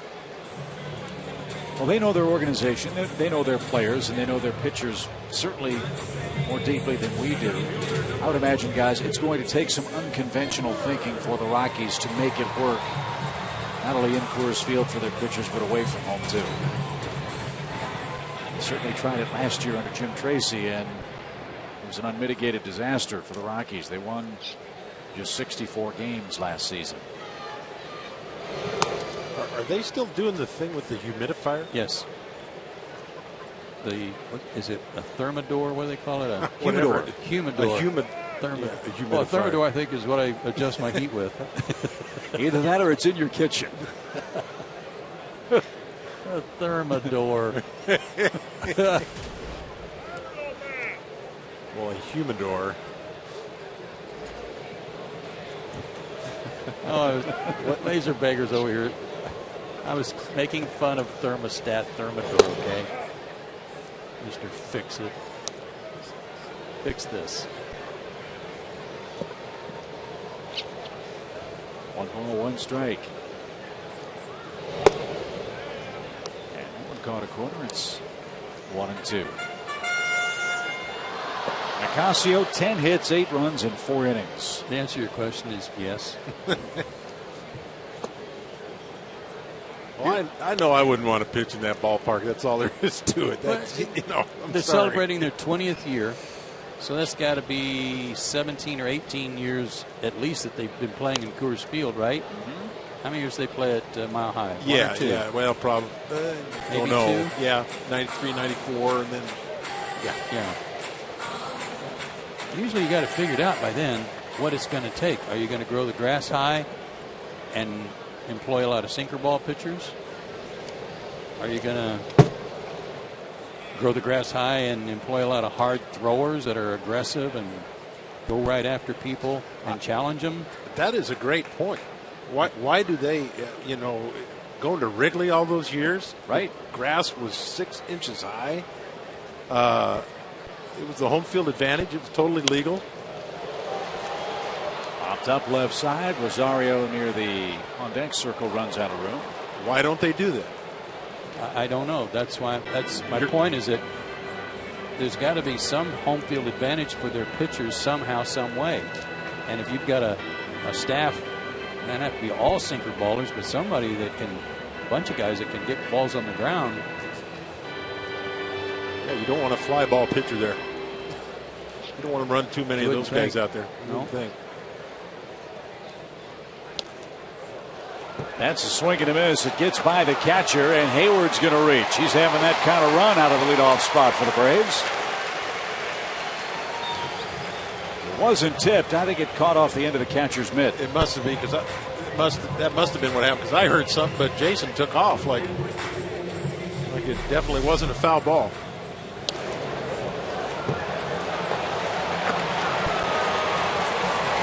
And scored a wild pitch. Might have to review that one. The other thing, Joe, I remember facing Hershiser in Dodger Stadium, and that area in the circle within the foul lines that is still dirt, right out in front of home plate, was 4 inches of sand, and you couldn't hit the ball out in front of. You know how you hit a sinker right out in front of home plate, and it ends up going through a hole or over the third baseman's head. You couldn't do that against some of those Dodger staffs back when Hershiser was pitching. It was kind of a joke, but the grounds crew did it. It's a great thought. I had not thought of that, Joe, but and maybe make all the fences 20 feet higher. Yeah, there was talk about maybe a plexiglass barrier that goes from the right field scoreboard out toward right center field in Denver, so that those line drives that would be homers might be doubles, make it a doubles triples park. Ball really jumps out that way toward the bullpens too. I was with the Cubs fellows. We played a Sunday afternoon in Denver. They mowed and then rolled the infield. I mean, it was playing on top of a pool table, the guys were saying afterward. So that's a head scratcher too. Line drive foul by Upton. Into the seats, 2 balls and a strike. Another good swing for him. Yes, it was. Really comfortable. My point back to what you said, though, Chip, is that you said trying to figure it out. I'm not sure that's exactly what terminology you used, but at least have a plan, an organizational plan, and stick with it. Yeah. And say, this is who we are, this is our identity, and go for it. Yeah. And I don't know that maybe they have by now. Maybe they figured out this is how we're going to do it here. Well, I've said it before, and I'll say it again. I think Coors Field, as entertaining an offensive ball club that you can build there, is probably the biggest home field disadvantage in baseball. Because I would think the style of play that they employ there is harder to take away from their home field.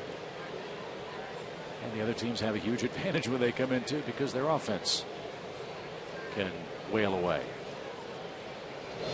Well, the other thing is that if you employ that type of approach, that type of staff, that plays everywhere. You can take that on the road and still have a lot of success with sinker ball. Right? Yeah, absolutely. Right. But then I don't know the physics of it. Does the sinker sink there like it does anyplace else? How does that affect a pitcher's mechanics at home versus on the road? And then what adjustments do pitchers make to try to compensate for altitude or the lack of altitude? And then do you have a pitcher who turns into a mental mess trying to figure out just how to survive in the big leagues, home or away? Don't know. Yeah, it's a tough one. This discussion came up when the franchise moved there. I mean, right. Back to the days when they were the Denver Bears and the Denver Zephyrs. This was going on at Mile High Stadium in the minor leagues. That's inside. Another good at bat for Upton. After the strikeout, wild pitch, Upton walks, and now Freddie Freeman bats, and he's already gone deep tonight. You'll see that on our Moe's Southwest Grill home wrecker home run feature. Fastball from Nicasio is the 3rd career homer for Freddie in 7 at bats. And there's Juan Nicasio.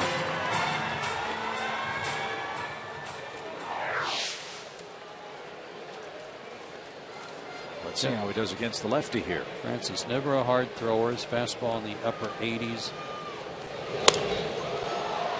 Freeman skies it to center.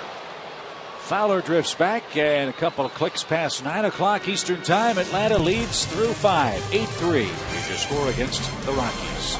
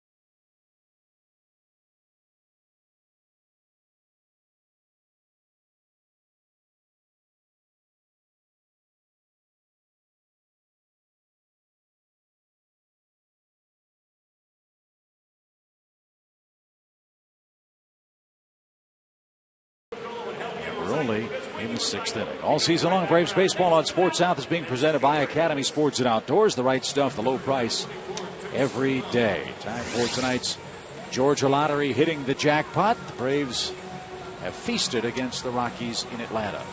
Check out the difference in those starters' ERA. 4-run difference in those 10 games. And the Braves collecting 8 earned runs tonight through the first 4 innings off of Nicasio. Top of the order coming up for Colorado. It's Dexter Fowler. Who rolls the first pitch to short. 1 pitch, 1 out. That helps. Mentioned earlier about Fowler had a scholarship offer to Miami. I partially misspoke. Didn't have a scholarship offer technically to Harvard, but they offered him to play basketball there. A terrific, smart, engaging Atlanta kid having another big year for the Rockies this year. And always good to retire him. 1 away. Yes, no athletic scholarships in the Ivy League. As you well know, right? Here's LeMahieu. He's singled and lined out tonight. Big night for Alex Wood. He's pitched deeper into a big league ball game tonight than he's ever done before. He's picked up the most strikeouts in a big league game tonight. 6 of them. Well, I don't know what happened in the dugout. I must have had Dr. Ferdy Pacheco over there. That's all I know.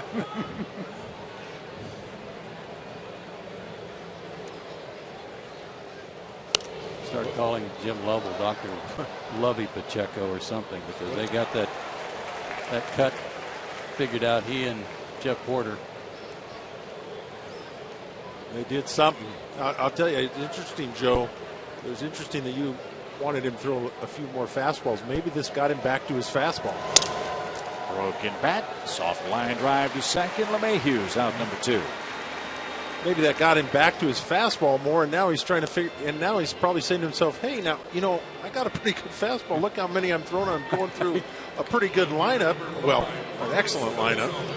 I'm getting guys out, and he's getting early outs. Yeah, he's faced the minimum over his last 3 2/3 innings.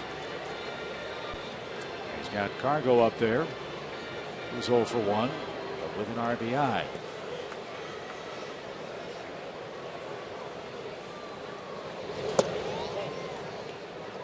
Told you about the scoreboard tonight. Pittsburgh beat the Cardinals in game 1 of that doubleheader. 2-1 the final. They're scoreless in the second inning of game 2. Phillies lead the Giants 4-2. As Cargo flies to right. Upton is there, and Alex Wood is cruising merrily along. Bottom of the 6th inning. Big lead for Atlanta, 8-3.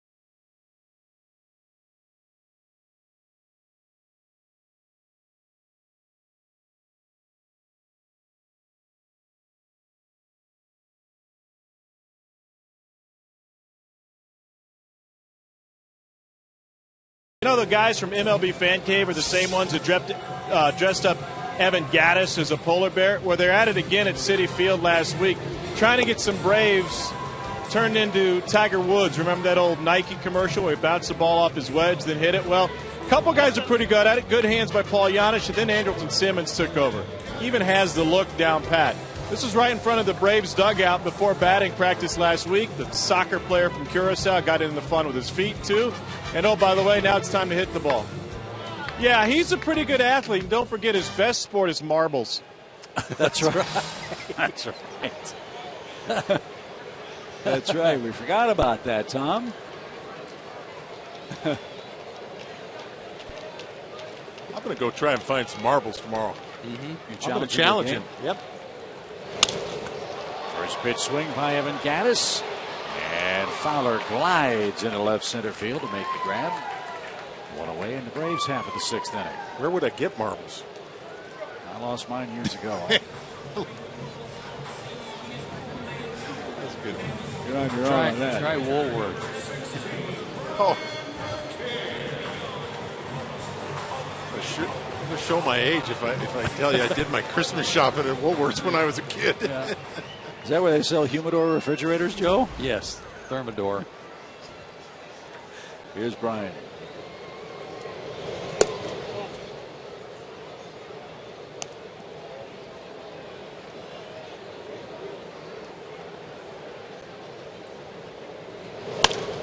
Ryan is shot to right. Kanayer twisting and turning out there, but recovers. And that's out number 2. Another ball just right on the screws. Kind of fun to watch when these major league hitters get in a groove like this. And this is where fans start to think it's real easy. Mm-hmm. You know, you see guys in streaks like this where they're centering everything. Man, it is like some of the plays Andrelton Simmons has made. It just isn't that easy. Impressive to watch. I think one of the things that's led to some of the success, Dale, is how well these guys are staying back. They might get fooled, but they're keeping their hands back on some of that off-speed stuff and making some adjustments without getting way out on their front foot, not taking their hands with them. And that goes back to Greg Walker and Scott Fletcher. Johnson with a base hit to right, his 5th consecutive multi-hit game for Atlanta. Love to watch him hit. I'll tell you, he's got a little bit of inside out. I've always liked Matt Diaz's swing. He had that little inside out thing, and he stays in on the ball, waits till it gets deep. Head down, I mean, that's just a perfect swing. A lot of guys will pull off speed pitches, but he lets that ball get so deep, as you can see from that side angle there on a breaking ball, and still can take the breaking ball the other way as well as the fastball. Got his foot down and kept his hands back. The other thing that impresses me about him, I've seen him do it a few times. To me, he strikes me as a low ball hitter, but he can fight that ball off that's out of the zone, whereas we talked about Evan Gaddis a little bit earlier, where he'll chase and can't quite get it. But Chris Johnson this year, I think, is really good, and you can't hit for an average that high unless you can fight off pitches that you can't hit and not strike out on. Does a good job with that. He gets up on the same plane as the pitch. Right, right. By the way, I think he's hitting 341 now. That's pretty salty. That's not bad. That is pretty salty. 341 in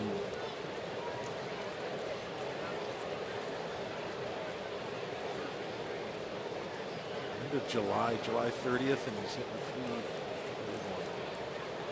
Wow. His dad didn't have a distinguished major league career, but he did play in the big leagues. But he did have some good years in the minor leagues, and I think even at the AAA level in the Royals organization, where he hit for a pretty high average. And Chris was talking about how his dad knows his swing better than anybody, but he certainly was taught the right way. And a very late third strike call to Dan Uggla. Retires Atlanta in the 6th. On we go to the 7th. Alex Wood and the Braves up 8-3.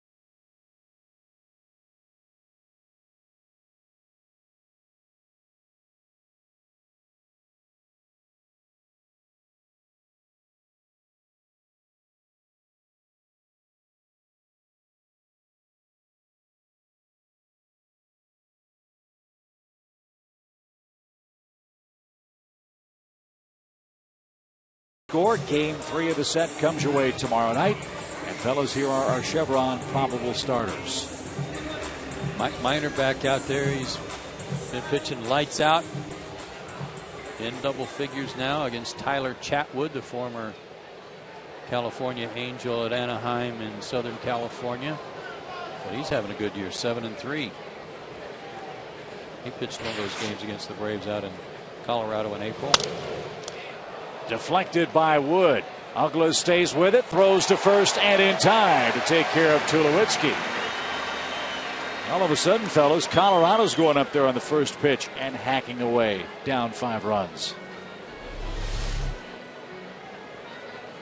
Behind the back deflection. Nice play by Dan. Yeah, because that's kind of a tough play. You're all kind of geared up mentally to make a backhand play behind second base. You got to change right in the middle of it and make a different kind of play. I don't remember Troy Tulowitzki being a real flyer speed-wise, but I think his rash of leg injuries over the last couple of years have really taken a toll on his foot speed.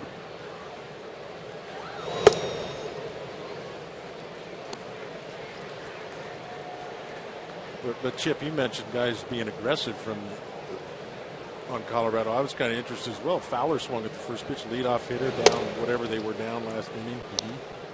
5 with a young pitcher. I want to take a few, but we'll take it. 1 ball, 2 strikes. The count to Michael Kadire. And that went right back where it came from. That might have singed the forearm of Alex Wood. It maybe took the hair off. Yeah, that one hopper back that Tulowitzki hit. Okay, throw your glove out there. Don't do that on that one. Get it out of the way. Duck.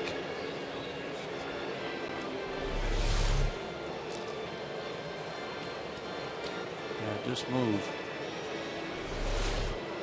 I haven't seen Michael Kadire play a lot, but very impressive. He's a very good impressive hitter.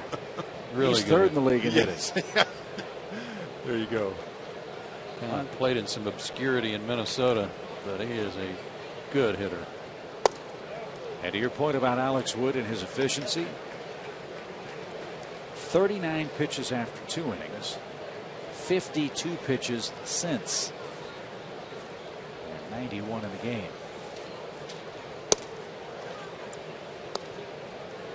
More aggressive in the zone, forcing the Rockies to put it in play, not getting into a lot of deep counts.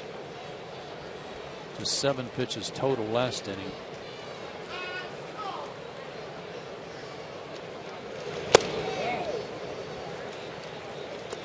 One ball, 2 strikes.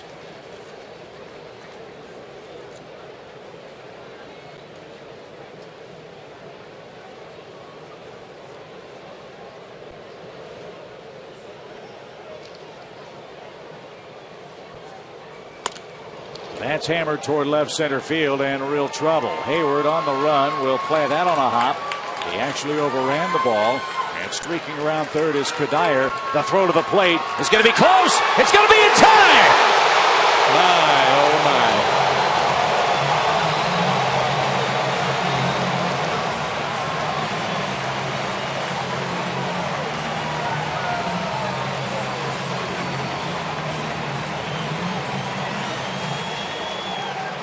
Toughed out run 97.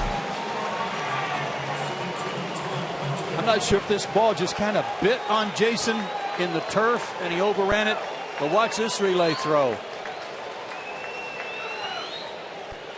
Right on the money. Stu Cole, the coach at third base, had to be thinking, what in the world? No concessions ever from Andrelton Simmons, ever. And he gets more on the ball on relay throws than anyone I've ever seen. That was our Zaxby's indescribably good play. I think it might have fooled them a little bit because the ball, you're thinking that ball's off the wall, so he's waving him, the ball checked up. Jason came back and got it, made a really good adjustment to get that ball to Andrelton. But made a good throw to Andrelton, about a chest-high that's throw. true. Todd Helton with 2 outs. And I used the term, Murph, a couple of days ago with Joe. Andrelton Simmons has an arrogance in the way he plays shortstop. I don't think there's a play in this game he doesn't think he can make 100 times out of 100. Yeah, I would agree with you. And as much confidence as you're saying he has right now, it's growing, I think. And he just does, he's everywhere he should be and makes every play. It's just fun to watch.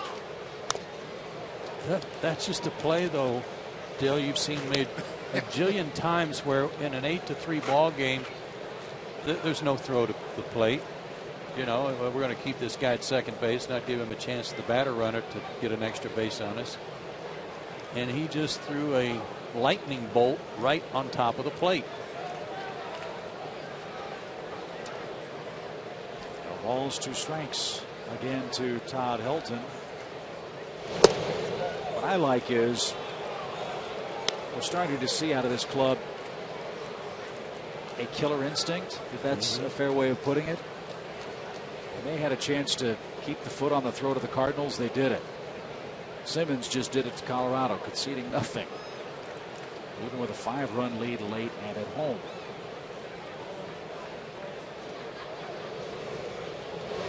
Swing and a miss. Speaking of killer instinct, how about Alex Wood? 99 pitches, and he's through 7 innings with a 5-run lead. And the Braves doing it all tonight. How about the cannon of Simmons to gun down Kadire?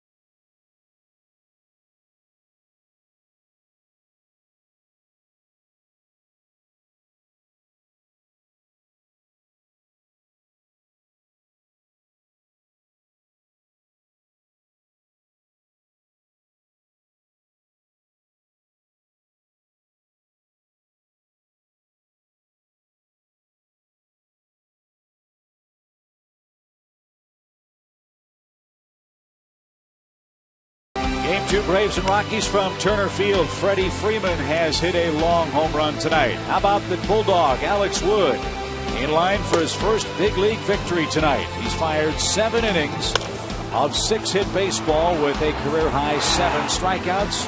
Brian McCann has gone deep as well. The Braves, with a 6-run 4th inning, have blown the game open 8-3 as we head to the home half of the 7th inning tonight. What a nice recovery for him within the game after it looked like he might have to leave early with that cuticle problem. Well, like you said, Chip, he'll always be a Bulldog, but in more ways than one. 39 pitches in his first 2 innings, 60 pitches over the final 5. That's good stuff right there. Swing and a miss by Simmons. And as Freddie Gonzalez told me before the game, with all those games against the Cardinals, the extra inning affair last night, the workload in the bullpen was piling up. He really wanted Alex Wood to step up and take this game deep tonight. And he has done that. In the air to center. Fowler comes charging in, gets there with a shoulder high catch. And Simmons is out number 1. And now a special moment for the night is done for Alex Wood. It's Todd Cunningham, who was just called up for Atlanta. And he'll debut against Jeff Francis.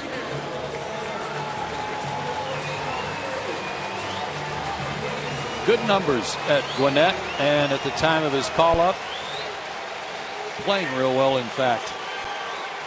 Led the AAA club in triples, stolen bases, runs scored, second on the team in hits. Okay, Murph, take us back. Your first big league at bat. Do you remember it? Yes, I do. In fact, I did something like he just did right there. I took the first pitch and said to myself, man, I could have hit that pitch. I better start swinging. I had a little dribbler down third base and beat it out. Really? Yeah, off of Rick Roden in Dodger Stadium. There was probably an error on Ron's save, but they gave me a hit, so I was going to take it. But it was kind of funny because, you know, you have all these kind of ideas and you're thinking guys are going to throw 100 miles an hour. Line drive, a base hit for Cunningham in his first big league at bat. Oh, that is nice. Check it out, a standing O, too.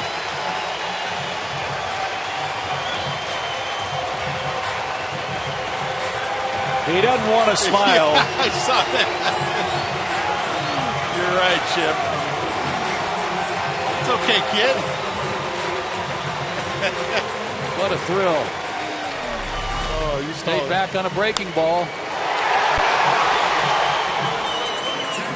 Well, great kid. I've got to know him a little bit in spring training, talking to him. There's Pops.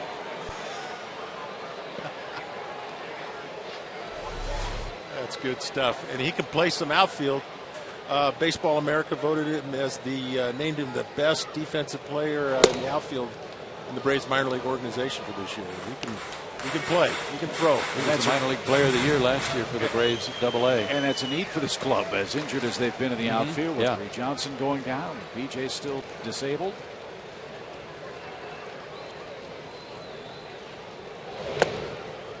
I don't care the situation. I don't care what time of year it is. You see a guy take his first swings as a big leaguer, whether they get a hit or not, it's a real thrill, because you just don't know.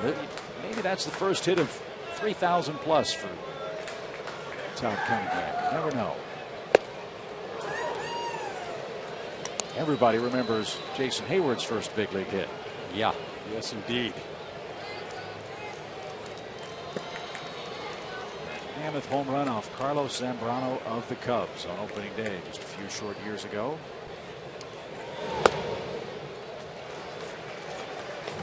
That was on the first swing he took as a major league player.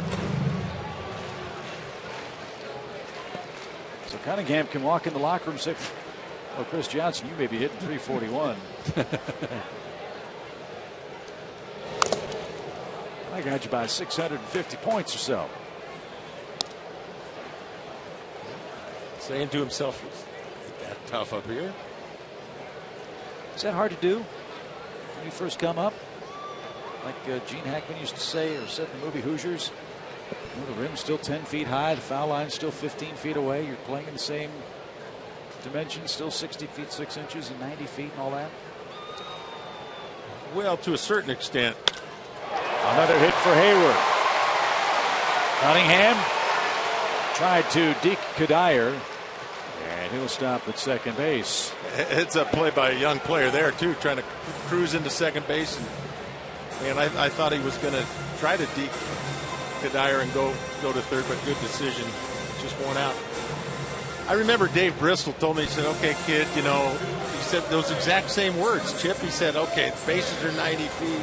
It's 60 feet 6 inches. It's the same thing you've been doing. Okay, there's a few more decks in this Dodger Stadium than, you know, the stadiums you've been playing in, but no, it is not that easy." You go out there and it's just really. I took the first pitch, and when I did see it, it's like, oh, okay, that's hittable. You don't really know.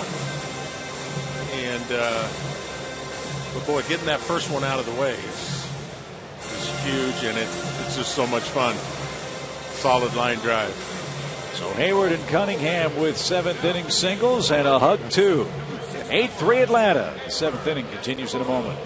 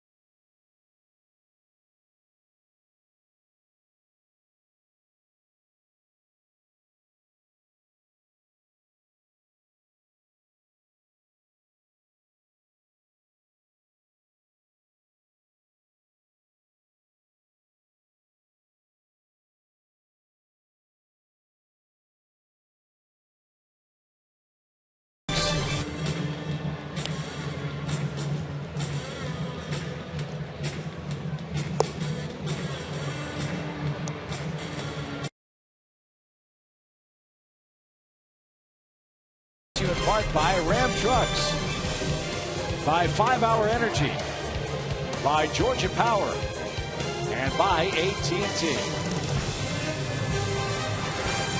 It's a hot night in Atlanta. The Braves bats are matching this Georgia heat. 8 more runs, 13 more hits tonight, after tallying 9 runs and 12 hits in Game 1 against Colorado last night.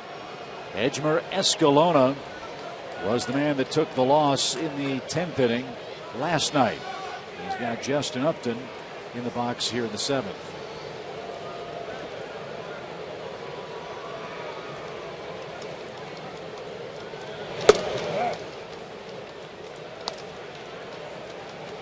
Justin, not sure about that one. Strike one. So, Joe, you were playing left field on my major league debut, I understand. Apparently so. I do remember. Did you back up when I came up? Back up to the track a little bit? Yes, and so did Ron Say. Ganier's going to back up too. And he'll make the grab shy of the track. Cunningham will tag and move third. And that's the second out of the inning. I just remember when you hit that little slow roller and beat it out, I just remember Say coming back to the dugout and saying, you know, for a big guy, I would have thought he'd hit the ball a little harder.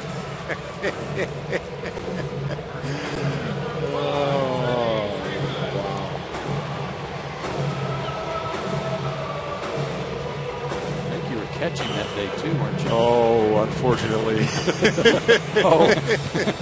We don't want to go there, do we? Huh? No, because Lasorda was coaching third, and he's screaming at me down there. Was he? Oh yeah, Lopes would get on first. Murphy, we're running, Murphy. I'm like, I'm scared to death. Lopes had about 3 bags that day, I think, probably. No balls and a strike for Freddie Freeman. He's homered, he's walked, he's scored twice.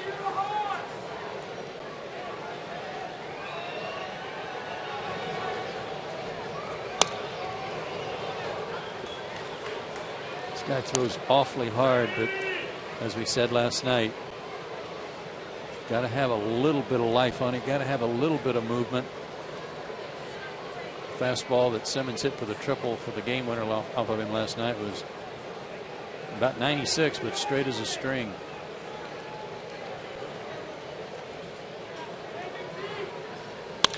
Swing and a drive. Bell to deep right. That's bullpen bound. Wow.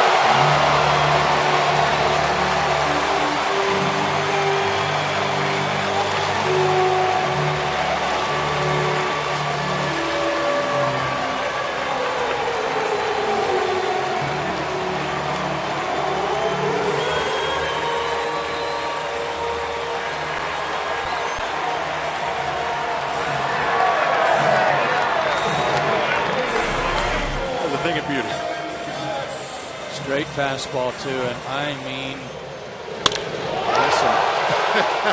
A laser? It's one word you could use. Boy, gee whiz.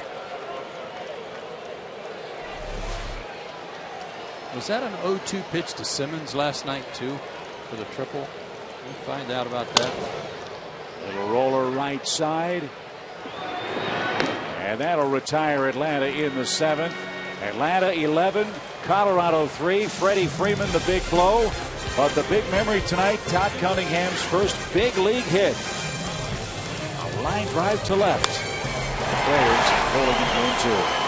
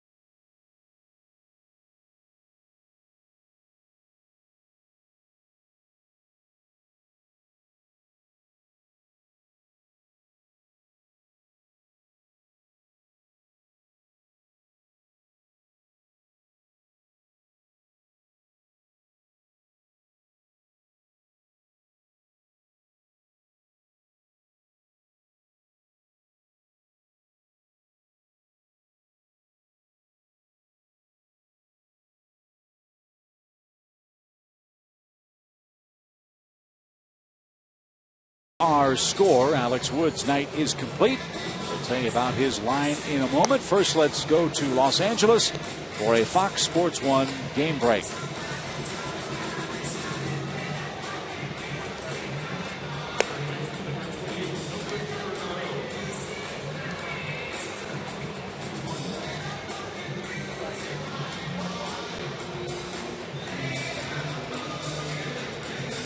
Thank you very much, Molly. Thank you very much, Molly. It is not Washington's year, is it, fellas? They lose this one tonight, they'll be 10 back of Atlanta in the East if these scores hold. As you see Cunningham staying in the game to play in the outfield for the first time. I read a note the other day on Washington, I think it was just yesterday, that if they wanted to have the same record this year as they had last, they had to go 48-10.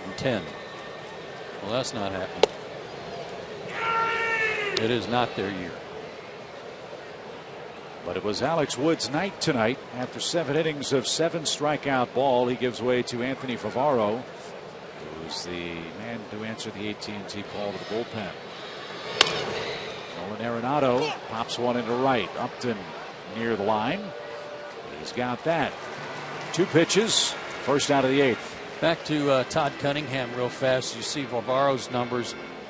Tony Schiavone, who does such a great job doing the play-by-play call for the Gwinnett Braves, texted Laser Baker and said that Todd Cunningham is one of the best kids he's run across since he's been doing the Gwinnett games. And you were speaking to that earlier, Dale. What a good kid he is. Well, I had a chance to give a talk. I can't remember the organization exactly, but in his hometown there and where he went to school.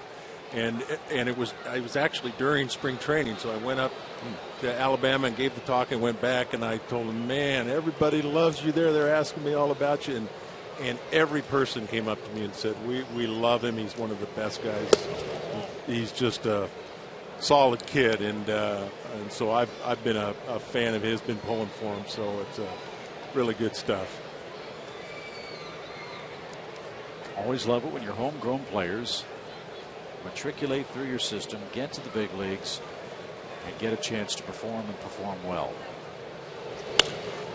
As Corey Dickerson drives one to center, Jason goes back and a step for 2 on the warning track, hauls that in, and that's the second out of the inning. And that has long been a hallmark of this Braves ball club. You've got McCann, you've got Simmons, you've got Freeman, you've got Hayward, now you have Cunningham. All from the Braves farm system. Not to mention Alex Wood, who started the game. And from Georgia or the Southeast, this organization does a remarkable job of scouting all over the country and all throughout the league for trades and free agent signings and all that. But boy, locally, and it's very impressive. Simmons has to hurry to get Fowler, and he did. The Rockies swinging early in the count, and the Braves delighted about that. It's an 8-run lead.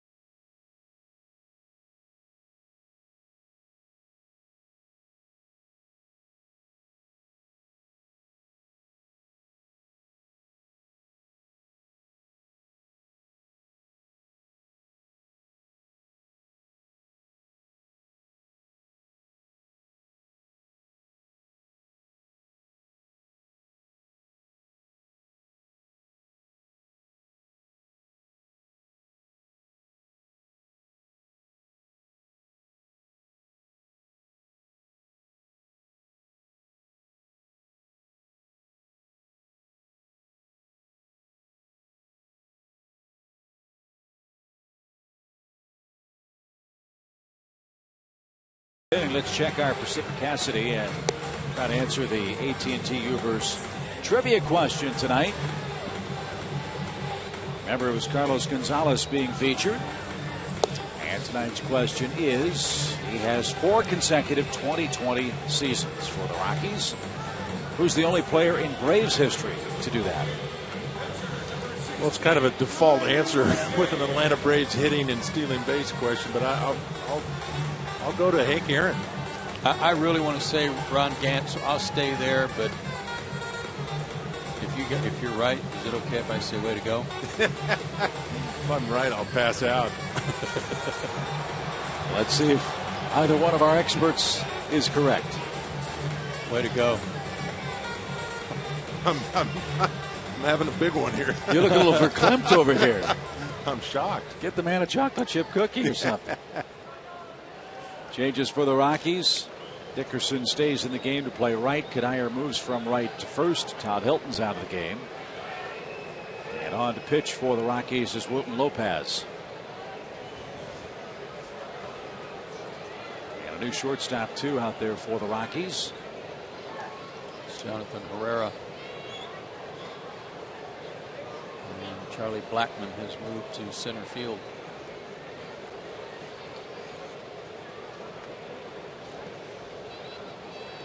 So Walt Weiss resting his regulars in a blowout game. And Brian McCann, the batter. Boy, the Braves have done it all on offense tonight. They've hit 3 home runs, 2 of them by Freddie Freeman. Brian McCann has the other one.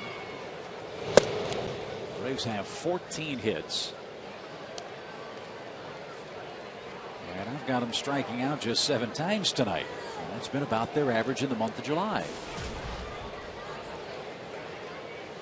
And that's what I have, Chip, and one of them by the pitcher, so we won't count that one. There you go.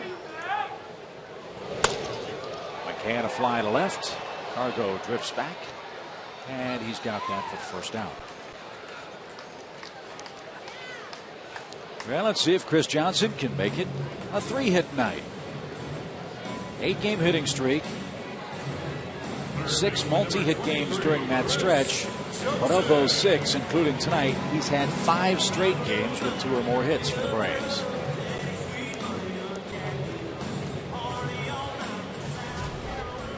There's nothing like a hot streak. And you enjoy every minute of it.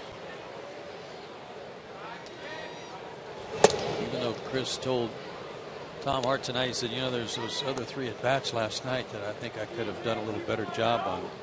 Maybe so, but you really don't want to talk about it a whole lot. You just relish being in this position.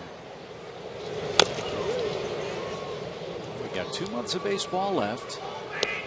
Chris Johnson, the third baseman for the Braves. 2 other third base batting champion winners for Atlanta are in the ballpark tonight. Terry Pendleton's the first base coach, and Chipper Jones is here too.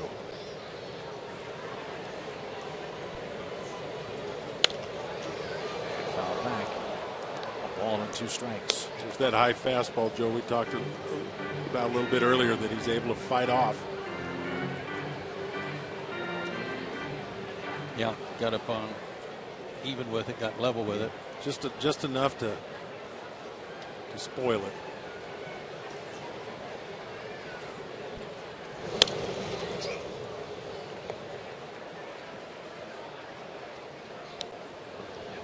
It's almost like if you drew a line at his waist and anything up, he's going to try to inside out you and take you the other way. Anything belt and below, especially middle in downstairs, he's going to drop the barrel on it and pull it. Yep.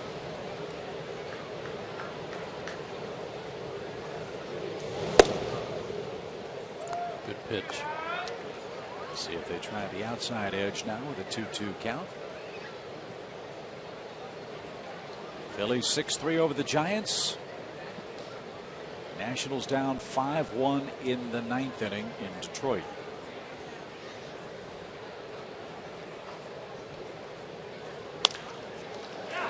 Great play, Arenado at third. He loads up and gets his man at first.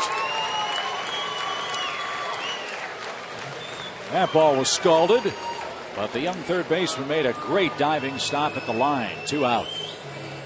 Talked last night about his range left and right. Little example of it here. Fastball down, and he did turn on it, and a big league play turned in by the rookie. Joey did exactly what you said he did. The ball, about knee high, just drops the head on it. You just don't see him pull off like, unfortunately, that first pitch there to Ugla. There's a slider down and away and just opens up, and you don't see that from Chris. I haven't seen that from Chris Johnson all year. I'm sure he's done it a few times, but very seldom. Shoulder stays in there, hands stay in there.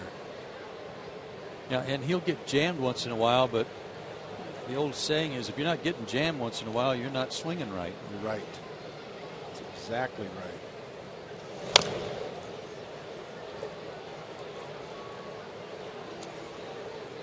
Every Brave, with the exception of Alex Wood, who started the game tonight, has at least one hit.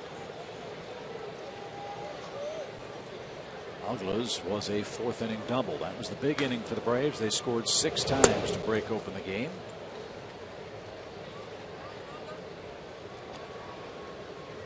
They added 3 in the 7th. Have the Rockies made it official who's going to pitch for them on Thursday? I know there was one source said McHugh. Yeah, Colin McHugh was the guy they got from the Mets for Eric Young. But I've not heard that they plan to start in that game. Still an undetermined in the notes tonight. We know Julio Teheran will pitch for the Braves, and then we hit the road again for a week. 1 ball, 2 strikes for Dan Ugla with the bases empty. And that will retire the side. Last call for Colorado. All Atlanta tonight. 11-3 is the score.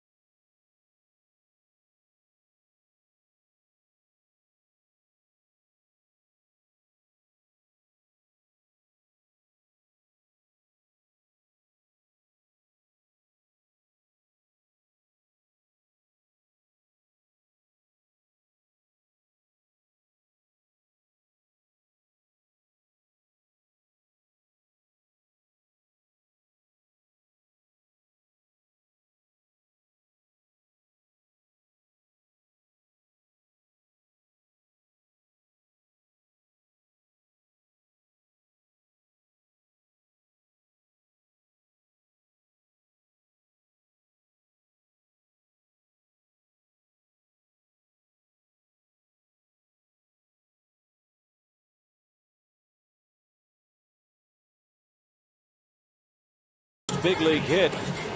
Our SunTrust shining moment tonight goes to Alex Wood, who looks for his first big league win tonight.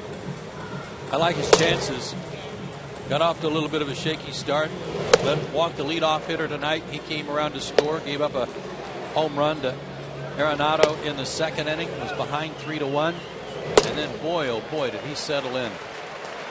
Got some runs to work with, and he just started mowing them down. 39 pitches for Alex in his first 2 innings, 60 over the final 5 innings of work. A career high 7 innings, a career high 7 strikeouts, and a chance for Paul Janisch to get in some defensive work, this time at second base. 2nd inning for Anthony Fervaro, and LeMahieu with a sinking line drive. One umpire said trap. The second base umpire had the better look and made the out call with the right hand. 1 away. Marvin Hudson, the umpire at second. That's where Andrelton looked, and when he saw the out call, then that was it.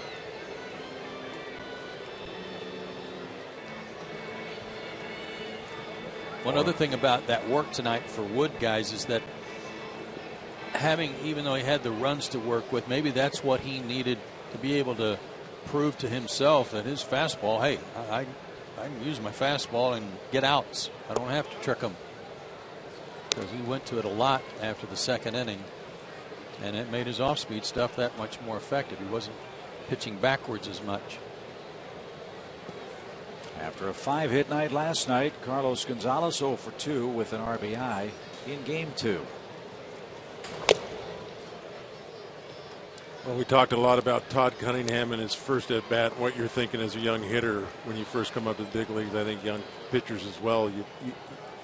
Hitters give pitchers too much credit, and young pitchers give hitters way too much credit. Have confidence in your stuff, and I agree with you, Joe. He went back to his fastball, and I think he really learned something tonight. Mm-hmm.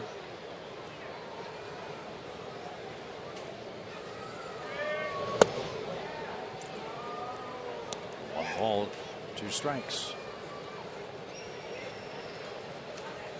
I think we all fall into the trap when we see a major league player. We think, oh, they've got worlds of confidence, worlds of experience.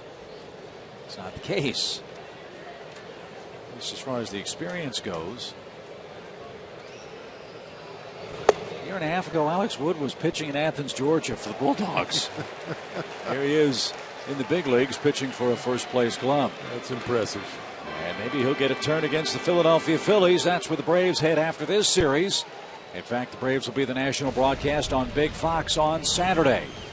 All the fun of Fox Saturday Baseball, Braves and Phillies from Citizens Bank Park begins at 3:30 Eastern, 2:30 Central on Fox.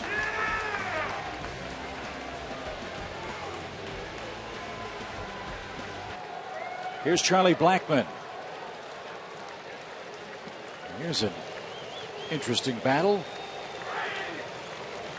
Anthony Barbaro against the kid from Georgia Tech.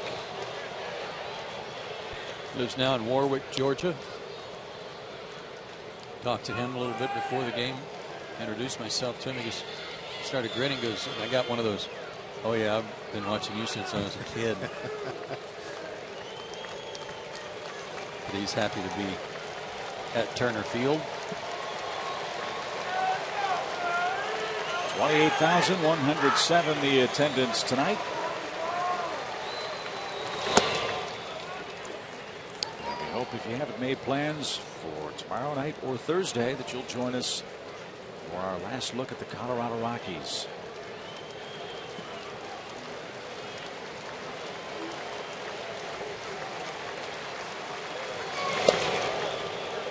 Charlie had his 2011 season cut short.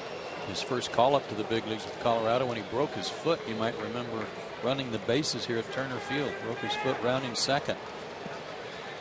Pretty much ended his season. Last year hit .283 for them in 42 games. Now the Braves are a strike away.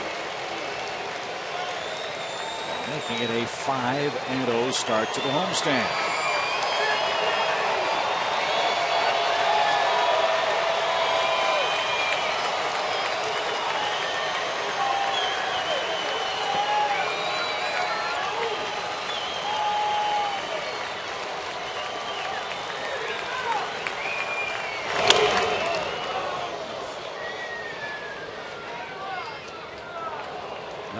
On that fastball from Anthony. His fastball is back tonight.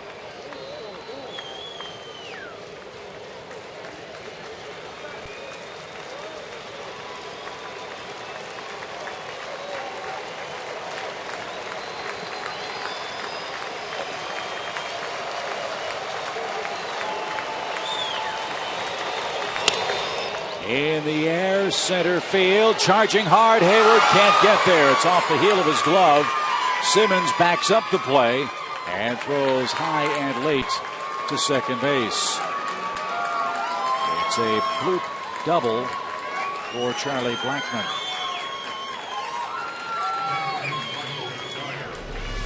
about this effort in an 11-3 game? Just missed coming up with a terrific play.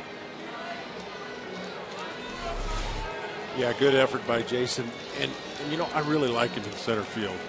I know he's played right, and maybe that's going to be his home, but I don't know what it is about him out there. I mean, he could play anywhere he wants out there, but I like him in center.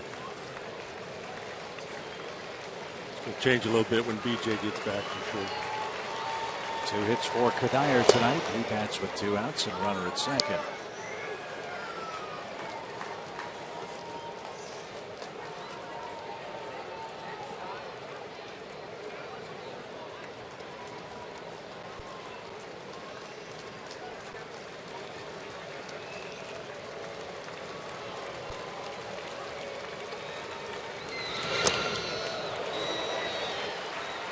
Anthony fooled a good hitter with that pitch. 1 ball, 1 strike. Kadire's another guy who is, even though he hits for a high average and walks a lot and hits for a lot of power, 22 doubles, 17 homers, doesn't strike out that much. He's only got 63 strikeouts.